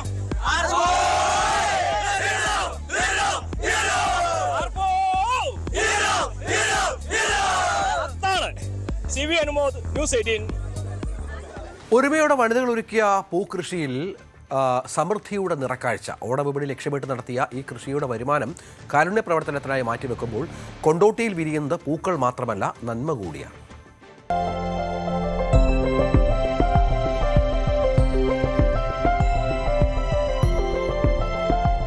ഒരുമയും വളയിട്ട കൈകളുടെ ദൃഢമായ തീരുമാനവും കരുണ നിറഞ്ഞ മനസ്സും ചേർന്നപ്പോൾ പൂക്കൃഷിയിൽ 100 മേനി വിളവ്. കൊണ്ടോട്ടിയിലെ വനിതാ കൂട്ടായ്മയിൽ വിരിഞ്ഞത് ഓണക്കാല പ്രൗഢി നിറച്ച പൂക്കളുടെ വസന്തകാലം. കൊണ്ടോട്ടി നഗരസഭയുടെയും കൊണ്ടോട്ടി കൃഷിഭവന്റെയും സഹകരണത്തോടെ 3 വനിതകൾ ചേർന്ന SMP ഗ്രൂപ്പാണ് ഈ പൂക്കൃഷിക്ക് തുടക്കമിട്ടത്. കൊണ്ടോട്ടി എടവണ്ണപ്പാറ റോഡിനോട് ചേർന്ന് സൗജ ആലങ്ങാടന്റെ വീടിനടുത്തുള്ള 15 സെന്റ് സ്ഥലത്താണ് മനോഹരമായ പൂന്തോട്ടം. സൗജ ആലങ്ങാടൻ, മഞ്ജുഷ KKV, MV പ്രഷീദ എന്നിവരുടെ നേതൃത്വത്തിലാണ് കൃഷി. പ്രധാന റോഡിൽ നിന്ന് തന്നെ കണ്ണിൽപ്പെടുന്ന പൂന്തോട്ടം കാണാൻ നിരവധി പേരാണ് എത്തുന്നത്. പക്ഷേ ഈ പൂക്കളുടെ സൗന്ദര്യത്തിനപ്പുറം മറ്റൊരു നന്മ കൂടി ഇവിടെയുണ്ട്.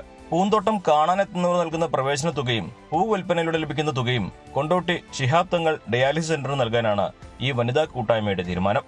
ഓണത്തിന് നിറം പകരുന്ന പൂക്കൾക്കൊപ്പം ഒരുമയുടെയും കരുണയുടെയും സന്ദേശം കൂടി വിരിയുകയാണ് ഇവിടെ. കണ്ണിനും മനസ്സിനും ആനന്ദം പകരുന്ന ഈ പൂക്കാലം നന്മയുടെ പൂക്കാലം കൂടിയാകുന്നു ഇവിടെ. ന്യൂസ് 18 മലപ്പുറം.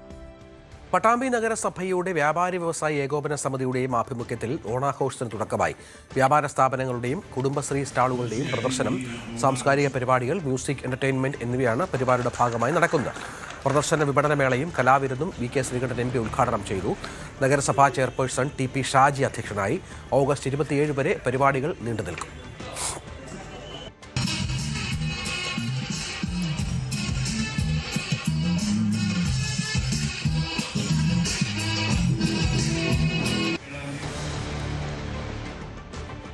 സംസ്ഥാനത്ത് ഏറ്റവും കൂടുതൽ സാധനങ്ങൾ വിൽപ്പന നടക്കുന്ന സമയം കൂടിയാണ് ഓണക്കാലം. ചന്തകൾ മുതൽ മോളുകൾ വരെ ഉപഭോക്താക്കളെ കൊണ്ട് തിങ്ങി നിറഞ്ഞിരിക്കുകയാണ്. ഓണത്തിരക്കിനിടയിൽ നമ്മൾ ശ്രദ്ധിക്കാതെ പോകുന്ന ചില കാര്യങ്ങളുമുണ്ട്. അങ്ങനെയൊന്നാണ് ഇനി കാണാൻ പോകുന്നത്. അപ്പോൾ ഓണക്കാലമല്ലേ, എല്ലാവരും സാധനങ്ങളൊക്കെ വാങ്ങി സെറ്റായിട്ടിരിക്കുമായിരിക്കും അല്ലേ. ഓരോരോ സാധനങ്ങൾ ഇങ്ങനെ നമ്മൾ കടയിലൊക്കെ പോയി മേടിക്കുന്നു. ഇങ്ങനെ വാങ്ങുന്ന കൂട്ടത്തിൽ നിങ്ങൾ എപ്പോഴെങ്കിലും ചിന്തിച്ചിട്ടുണ്ടോ ഇതിനൊക്കെ നല്ല ക്വാളിറ്റി ഉള്ളതാണോ, കൊള്ളാമോ എന്നൊക്കെ ചിന്തിച്ചിട്ടുണ്ടോ? പ്രത്യേകിച്ച് ഓണത്തിനൊരു പായസം വെക്കണ്ടേ, പായസം വെക്കണമെങ്കിൽ നല്ല പാലൊക്കെ വേണ്ടേ. ആ പാലെല്ലാം അത്ര ക്വാളിറ്റി ഉള്ളത് തന്നെയാണോ നിങ്ങൾക്ക് അറിയോ? അതറിയണമെങ്കിൽ പറ്റുന്ന സംവിധാനം ഈ നാട്ടിലുണ്ട്. പ്രത്യേകിച്ച് ക്ഷീര വികസന വകുപ്പിൻ്റെ ക്വാളിറ്റി കൺട്രോൾ ഓഫീസുകളുണ്ട്. ഞാനിപ്പോൾ കോട്ടയത്തെ ഓഫീസിലാണ് നിൽക്കുന്നത്. ഇവിടെ അവർ തകൃതിയായി പണിയിലാണ്. അവരെന്താണ് ചെയ്യുന്നതെന്ന് നമുക്ക് നോക്കാം. ഇവിടെ കുറേ പല കമ്പനികളുടെ പാലുകൾ എടുത്ത് കൊണ്ടുവന്ന് ഇവിടെ വെച്ചിട്ടുണ്ട്. അതിൻ്റെ സാമ്പിളുകളൊക്കെ നടക്കുകയാണ്. മാഡം, ഇതിപ്പോൾ പല കമ്പനികളുടെ സാധനങ്ങളാണ് ഇല്ലേ? എങ്ങനെയാണ് ഇതിൻ്റെ ഇവിടെ നിങ്ങൾ നടക്കുന്ന ഒരു പ്രോസസ്സ് എങ്ങനെയാണ്? രാവിലെ തന്നെ മാർക്കറ്റിൽ അവൈലബിൾ ആയിട്ടുള്ള പാക്കറ്റ് മിൽക്ക് കളക്ട് ചെയ്യും. എന്നിട്ട് അതെടുത്തുകൊണ്ട് വന്നിട്ട് അതിൻ്റെ ടെസ്റ്റ് ചെയ്യും. പിന്നെ അതുകൂടാതെ സംഘങ്ങളിൽ നിന്ന് കർഷകരുടെ സാമ്പിൾസ് എടുക്കുന്നുണ്ട്. സംഘങ്ങളുടെ സാമ്പിൾസ് ബൾക്കായിട്ടുള്ള. ഇത് ഓണക്കാലം ആയതുകൊണ്ട് അങ്ങനെ ചെയ്യുന്നതാണോ? ഓണക്കാലത്ത് നമ്മളിത് ഒരു പ്രത്യേക ഊർജിത പാൽപരിശോധന, ഒരു കർഷകർക്ക് ഇൻഫർമേഷൻ സെൻറ്ററും അല്ലെങ്കിൽ കൺസ്യൂമേഴ്സിനും, അതാണ് ഇതിലായിട്ട് മെയിനായിട്ട് ഉദ്ദേശിക്കുന്നത്. ആരും പരാതി പറഞ്ഞില്ലെങ്കിലും നിങ്ങൾ ഈ മാർക്കറ്റിൽ നിന്നുള്ള സാമ്പിളുകളെല്ലാം എടുത്ത് ചെയ്യുന്നുണ്ട്. ഒരു ദിവസം നമ്മൾ ഏറ്റവും കുറഞ്ഞ 15 മാർക്കറ്റ് സാമ്പിളെങ്കിലും ടെസ്റ്റ് ചെയ്യുന്നുണ്ട്. ഇനി ആർക്കെങ്കിലും നാട്ടുകാർക്ക് സംശയം തോന്നി പരാതി ഉണ്ടെങ്കിലും നിങ്ങളെ വിളിച്ച് പറയാം, നിങ്ങളത് ടെസ്റ്റ് ചെയ്യും. അങ്ങനെയാണോ? എങ്ങനെയാണ് അതിൻ്റെ രീതികൾ? ഒരു പാൽ ആ സാമ്പിൾ കൊണ്ടുവരണം. അതായത് പാക്കറ്റ് പാലാണെങ്കിൽ പാക്കറ്റായിട്ട് തന്നെ കൊണ്ടുവരണം, പൊട്ടിച്ചിട്ടല്ല കൊണ്ടുവരുന്നത്. അതിൽ ആരെങ്കിലും കൃത്രിമം കാണിച്ച് കൊണ്ടുവന്നതാണെന്നുള്ള സാഹചര്യം ഉണ്ടാവരുത്. അങ്ങനെ ഉണ്ടെങ്കിൽ എന്തെങ്കിലും കുഴപ്പം കണ്ടെത്തിയാൽ നിങ്ങളുടെ നടപടി എന്താ? റിപ്പോർട്ട് ചെയ്യും. എന്തായാലും ഇവിടെയാണ് പരിശോധനകൾ നടക്കുന്ന സ്ഥലങ്ങളാണ്. പലതരത്തിലുള്ള പരിശോധന ഉണ്ട് എന്നുള്ളതാണ്. ഇപ്പം നിങ്ങൾക്ക് പണ്ടൊക്കെ സിനിമയിൽ കണ്ടിട്ടുള്ളത് പോലെ വെള്ളം ചേർത്ത പാലിനെ കുറിച്ചൊക്കെ നിങ്ങൾ കേട്ടിട്ടുണ്ടാവും. അതുമാത്രമല്ല, പല പരിശോധനയുണ്ട്. ടെക്നീഷ്യൻ ഉണ്ട്, ടോം എന്നല്ലേ സാറിൻ്റെ പേര്? അദ്ദേഹം ടോം സാറ് ലാബ് ടെക്നീഷ്യനാണ്. ഇതിലെന്താ ഈ മെഷീനിൽ എന്താ നടക്കുന്നത്? നമ്മൾ അനലൈസർ എന്ന് പറഞ്ഞതാണ്, മിൽക്ക് അനലൈസർ എന്ന് പറയുന്നത്.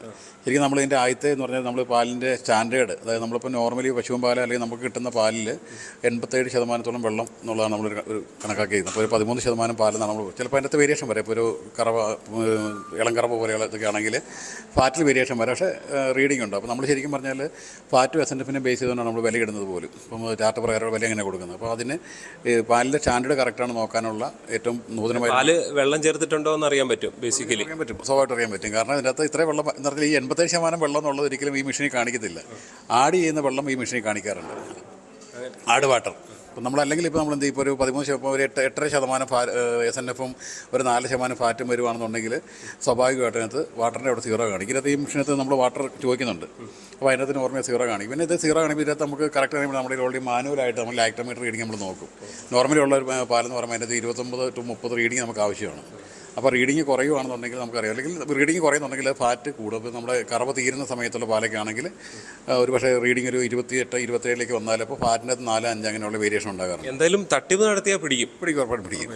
ഇത് മാത്രമല്ല, ഇപ്പുറത്ത് കുറേ സംഭവങ്ങളുണ്ട്. നമ്മൾ പാലിൽ വെള്ളം ചേർക്കുന്നത് മാത്രമല്ലല്ലോ, ഷുഗർ, അങ്ങനെ പല സാധനങ്ങൾ, ഗ്ലൂക്കോസ്. ഇതെന്താണ് ഈ ഓരോ നമ്മുടെ പാലിൻ്റെ അകത്ത് വരുന്നത്? സാധാരണഗതിയിൽ നമ്മളിപ്പം ആൾക്കാരിപ്പം സാധാരണ കർഷകരങ്ങനെ ചെയ്യുന്നതെന്ന് പറയുന്നില്ല, വളരെ ഇതുള്ളൂ. പക്ഷേ ഈ പാലിൻ്റെ അകത്തുള്ള റീഡിങ് കുറയുമ്പോൾ, അതായത് വെള്ളം ചേർത്ത് കഴിയുമ്പോൾ റീഡിങ് കറക്റ്റ് ചെയ്യാൻ വേണ്ടിയുള്ള ഒരു താൽക്കാലിക സംവിധാനമാണ് ഈ ഷുഗർ ആഡ് ചെയ്യുക എന്നുള്ളത്. മാത്രമല്ല, ഇതെന്തൊക്കെയാണ് ഓരോ പലതുണ്ട്. അതെ, അപ്പോൾ ഷുഗർ ആഡ് ചെയ്യുന്നു. അതുപോലെ ഷുഗർ ആഡ് ചെയ്യുമ്പോൾ എന്താ വെച്ചാൽ പാലിൻ്റെ അകത്തുള്ള ബൈകാർബണേറ്റ് ആണ് ഈ പറയുന്ന കാർബോഹൈഡ്രേറ്റ് ആണ് ലാക്ടോസ് എന്ന് പറയുന്നത്. അപ്പോൾ ലാക്ടോസിന് അളവ്, വെള്ളം ചേർക്കുമ്പോൾ ലാക്ടോസിന് അളവ് കുറയുന്നുണ്ട്.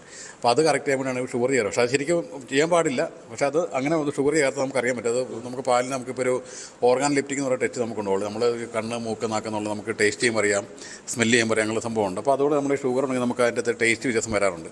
അപ്പോൾ ഷുഗർ ടെസ്റ്റ് അതുകൊണ്ട് ചെയ്യുന്നതാണ്. പ്ലസ് നമ്മുടെ സ്റ്റാർച്ച് എന്ന് പറയുന്നത് നമ്മളിപ്പോൾ കഞ്ഞിവെള്ളം അല്ലെങ്കിൽ ഈ കപ്പപ്പൊടി അങ്ങനെയുള്ള സാധനങ്ങൾ ചേർത്തിട്ട് ആൾക്കാർ ഇത് കാണിക്കാൻ വേണം. അതൊന്നും ഒരിക്കലും ചെയ്യാൻ പാടില്ല. പക്ഷേ അതൊക്കെ നമുക്ക് കണ്ടെത്താനുള്ള സംവിധാനമാണ്. പിന്നെ ഗ്ലൂക്കോസ് ചേർക്കാനുള്ള സാധ്യതയുണ്ട്. പിന്നെ മാൾട്ടോഡെക്സിൻ, അതാണ് ഇതിൻ്റെ എല്ലാം നമുക്ക് കണ്ടുപിടിക്കാനുള്ള ടെസ്റ്റിൻ്റെ കെമിക്കലുകളായിരിക്കുന്നത്. ഇതെല്ലാം നമുക്ക് അതിൻ്റെ കറക്റ്റായിട്ട് പ്രോട്ടോക്കോൾ എഴുതി വെച്ചേക്കുന്നത്. ഇപ്പോൾ ഷുഗർ ആണെങ്കിൽ നമ്മൾ എന്ത് ചെയ്യണം എന്നുള്ളത്, ഇപ്പം ഇവിടെ നിൽക്കുന്ന നമ്മുടെ യൂണിറ്റിലുള്ള ജീവനക്കാർ, ഓഫീസർമാർ കൂടെ നമുക്ക് ഈ 12 യൂണിറ്റ് ഉണ്ട് നമ്മുടെ ഈ കോട്ടയം ജില്ലയിൽ തന്നെ. അപ്പോൾ അവിടെ നിന്നുള്ള ആൾക്കാർ, അപ്പോൾ നമ്മുടെ ഇവിടെ താഴെ ഞങ്ങളുടെ ജില്ലാ ഓഫീസറുണ്ട്. ഇപ്പം മേഡമാണ് ഇവരെല്ലാം ലിസ്റ്റ് ചെയ്ത് ഇവിടെ ഇടുന്നത് നമ്മുടെ ഈ ഓണ സമയത്ത്. ഇവിടെ അതിനിടയ്ക്ക് ഈ ഫോർമാലിൻ്റെ ഒക്കെ പേര് എഴുതി അങ്ങനെയൊക്കെ വരാൻ സാധ്യതയുണ്ടോ? സാധ്യതയുണ്ട്. അതിൻ്റെ കാരണം വെച്ചാൽ നമ്മളിപ്പോൾ പാല് കേടായിരിക്കാൻ വേണ്ടിയിട്ടാണ് ഈ ഫോർമാലിനെ യൂറിയ പോലെ സാധനം ഉപയോഗിക്കാൻ സാധ്യതയുള്ളത്. കാരണം നമുക്കിപ്പോൾ മിൽമ പോലെയുള്ള സ്ഥാപനങ്ങളെ സംബന്ധിച്ച് അവർക്ക് എത്ര ലക്ഷം ലിറ്റർ വെള്ളം സംഭരിക്കാനുള്ള സംവിധാനമുണ്ട്. കാരണം അവർക്ക് കൂൾ ചെയ്യാനുള്ള പ്ലാന്റുകളും എല്ലാ സംവിധാനങ്ങളും കൊള്ളാൻ കുഴപ്പമില്ല. പക്ഷേ മറ്റുള്ള ആൾക്കാർ, മറ്റ് പ്രൈവറ്റ് സെക്ടറുള്ള ആൾക്കാർക്ക് ഒരു പക്ഷേ അത്ര സാഹചര്യം അവർക്ക് പെർമനൻ്റ് ആയിട്ട് വയ്ക്കുന്നതിനേക്കാൾ ഈ ഓണക്കാലം ആകുമ്പോഴത്തേക്കും പാല് കൂടുതൽ വരുമ്പോൾ അവരെന്ത് ചെയ്യും, ഈ പാല് സംഭരിക്കാനൊരു സംവിധാനം അവർക്കില്ല വരുമ്പോൾ മേബി അവർക്കൊരു പക്ഷേ ഇങ്ങനെയുള്ള ഇപ്പം ഇന്ന ആൾക്കാർ ഞാൻ പറയുന്നില്ല. അപ്പോൾ അതുകൊണ്ട് അതിലുള്ള പ്രിസർവേറ്റീവ്സ് ആണ് ഈ വരുന്നത്. തട്ടിപ്പുകൾക്ക് സാധ്യതയുണ്ട്. അപ്പോൾ പ്രിസർവേറ്റീവ്സ് എന്ന് പറഞ്ഞാൽ ശരിക്കും പറഞ്ഞാൽ കെമിക്കലാണ്. ഇത് കെമിക്കലല്ല. ആദ്യത്തെ എന്ന് പറഞ്ഞാൽ നമ്മൾ കെമിക്കലല്ല. ഓൾറെഡി നമുക്കിത് അതും ചെയ്യാൻ പാടില്ല. അഡൾട്ടർ ചെയ്യാന്നുള്ളൂ. മറ്റേത് അങ്ങനെ കെമിക്കലാണ്, പ്രിസർവേറ്റീവ്സ് ആണ് വരുന്നത് പറയുന്നത്. അപ്പോൾ നിലവിൽ നമ്മൾ ഇത്രയുള്ള ഈ നിലവിലുള്ള ഷുഗർ, സ്റ്റാർച്ച്, ഗ്ലൂക്കോസ്, ഇങ്ങനെ മാൾട്ടോഡിക്ഷൻ വരെ നമ്മളൊരു അഡൾട്രൻസ് ആയിട്ടും, എല്ലാ അഡൾട്രൻസ് ആണ് നമ്മൾ കോമൺലി, പക്ഷേ അഡൾട്രൻസ് ആയിട്ട് ഇതും പിന്നെ ബാക്കിയുള്ള പ്രിസർവേറ്റീവ്സ് ആയിട്ടോ കാണും. കാരണം പാല് കേടാകാതിരിക്കാൻ. മറ്റേ പാലിനെ നമ്മൾ കൃത്രിമമായിട്ട് പാലാണെന്ന് അങ്ങനെ ചേർത്തവരൊക്കെ ഇടയ്ക്ക് പിടിക്കാറുണ്ടോ? അങ്ങനെ സാധാരണഗതിയിൽ നമുക്ക് ഈ ഷുഗറൊക്കെ കിട്ടുമ്പോൾ നമ്മൾ കർഷകരുടെ അടുത്തൊക്കെ നമ്മൾ സൊസൈറ്റി പറയും മറ്റേതുണ്ട്. പിന്നെ ബാക്കിയുള്ള പാക്കറ്റിൽ നമുക്ക് സ്റ്റാൻഡേർഡാണ് എപ്പോഴും കുറവ് വരുന്നത്. അതായത് ശരിക്കും ഇങ്ങനെയൊക്കെ സംവിധാനങ്ങളുണ്ട്. ജനങ്ങൾക്ക് നല്ല പാലും നല്ല പായസവും ഒക്കെ ഉണ്ടാക്കി കഴിക്കാനുള്ള സാഹചര്യമുണ്ട്. അത് ആളുകൾ ഉപയോഗപ്പെടുത്തുക കൂടി വേണം, അല്ലേ? നമ്മളിവിടെ ഈ ക്വാളിറ്റി കൺട്രോൾ എന്ന് പറഞ്ഞപ്പം മേഡമാണ് ഓഫീസർ. അപ്പം നമ്മുടെ ഇവിടെ എല്ലാ ദിവസവും നമ്മൾ പാല് സൗജന്യം പരിശോധിച്ച് കൊടുക്കും. പക്ഷേ നമ്മൾ ബുധനാഴ്ച ദിവസം വെക്കാൻ കാരണം ഞങ്ങൾ ഈ 250 സൊസൈറ്റികൾ ഞങ്ങളിങ്ങനെ പോകുന്നതിൻ്റെ പേരിൽ നമുക്ക് ഒരു ബുധനാഴ്ച ദിവസം ഇവിടെ എപ്പോഴും ആളുണ്ടാവും. ഇനി അതല്ലെങ്കിൽ അത്യാവശ്യമൊക്കെ നമ്മൾ വിളിച്ച് പറഞ്ഞു കഴിഞ്ഞാൽ ഒരു 100 മില്ലി പാലെങ്കിലും കൊണ്ടുവരുവാണെങ്കിൽ നമുക്കത് കറക്റ്റായിട്ട് ആ പാൽ ഉപയോഗിക്കാൻ കൊള്ളുകയില്ല നമ്മൾ പറഞ്ഞു കൊടുക്കുന്നുണ്ട്. നമുക്കത് ഫ്രീ ആയിട്ട് പരിശോധിക്കാം. ആളുകൾ ഈ സ്വന്തം പാല് വീട്ടിൽ കറവയൊക്കെ ഉണ്ടല്ലോ, അവരുടെ പരിശോധിക്കാനുള്ള അങ്ങനെയുള്ള സൗകര്യം ഉണ്ടോ ഇവിടെ? നല്ലൊരു കർഷകൻ കൊണ്ടുവന്നിട്ടുണ്ടായിരുന്നു, അദ്ദേഹത്തിൻ്റെ ഫാറ്റ് സാമ്പിൾ. അപ്പോൾ ഇതാണ് ഓണക്കാലത്തല്ല ഏത് കാലത്തും ഇങ്ങനെയൊക്കെയുള്ള സൗകര്യങ്ങളുണ്ട്. അത് ജനങ്ങൾക്ക് വേണ്ടിയുള്ളതാണ്. എന്തെങ്കിലും സാധ്യതകൾ സംശയങ്ങളൊക്കെ ഉണ്ടെങ്കിൽ സംശയ നിവാരണത്തിനും ഇവർ സ്വന്തം പശു കറവയൊക്കെ ഉള്ളവരാണെങ്കിൽ പോലും ഇത്തരം സൗകര്യങ്ങളുണ്ട്. എല്ലാ ജില്ലാ കേന്ദ്രങ്ങളിലൊക്കെയും ഇത്തരം സൗകര്യങ്ങളുണ്ട്. അപ്പം ഓണക്കാലം ആരോഗ്യകരമായ നല്ല ഭക്ഷണം കഴിക്കാനുള്ള കാലം കൂടിയാണ്. അത് ആരോഗ്യകരമാണെന്ന് ഉറപ്പുവരുത്തുക ഓരോരുത്തരുടെയും അവകാശമാണ്. കോട്ടയത്ത് നിന്ന് ജി ശ്രീജിത്ത്, ന്യൂസ് 18.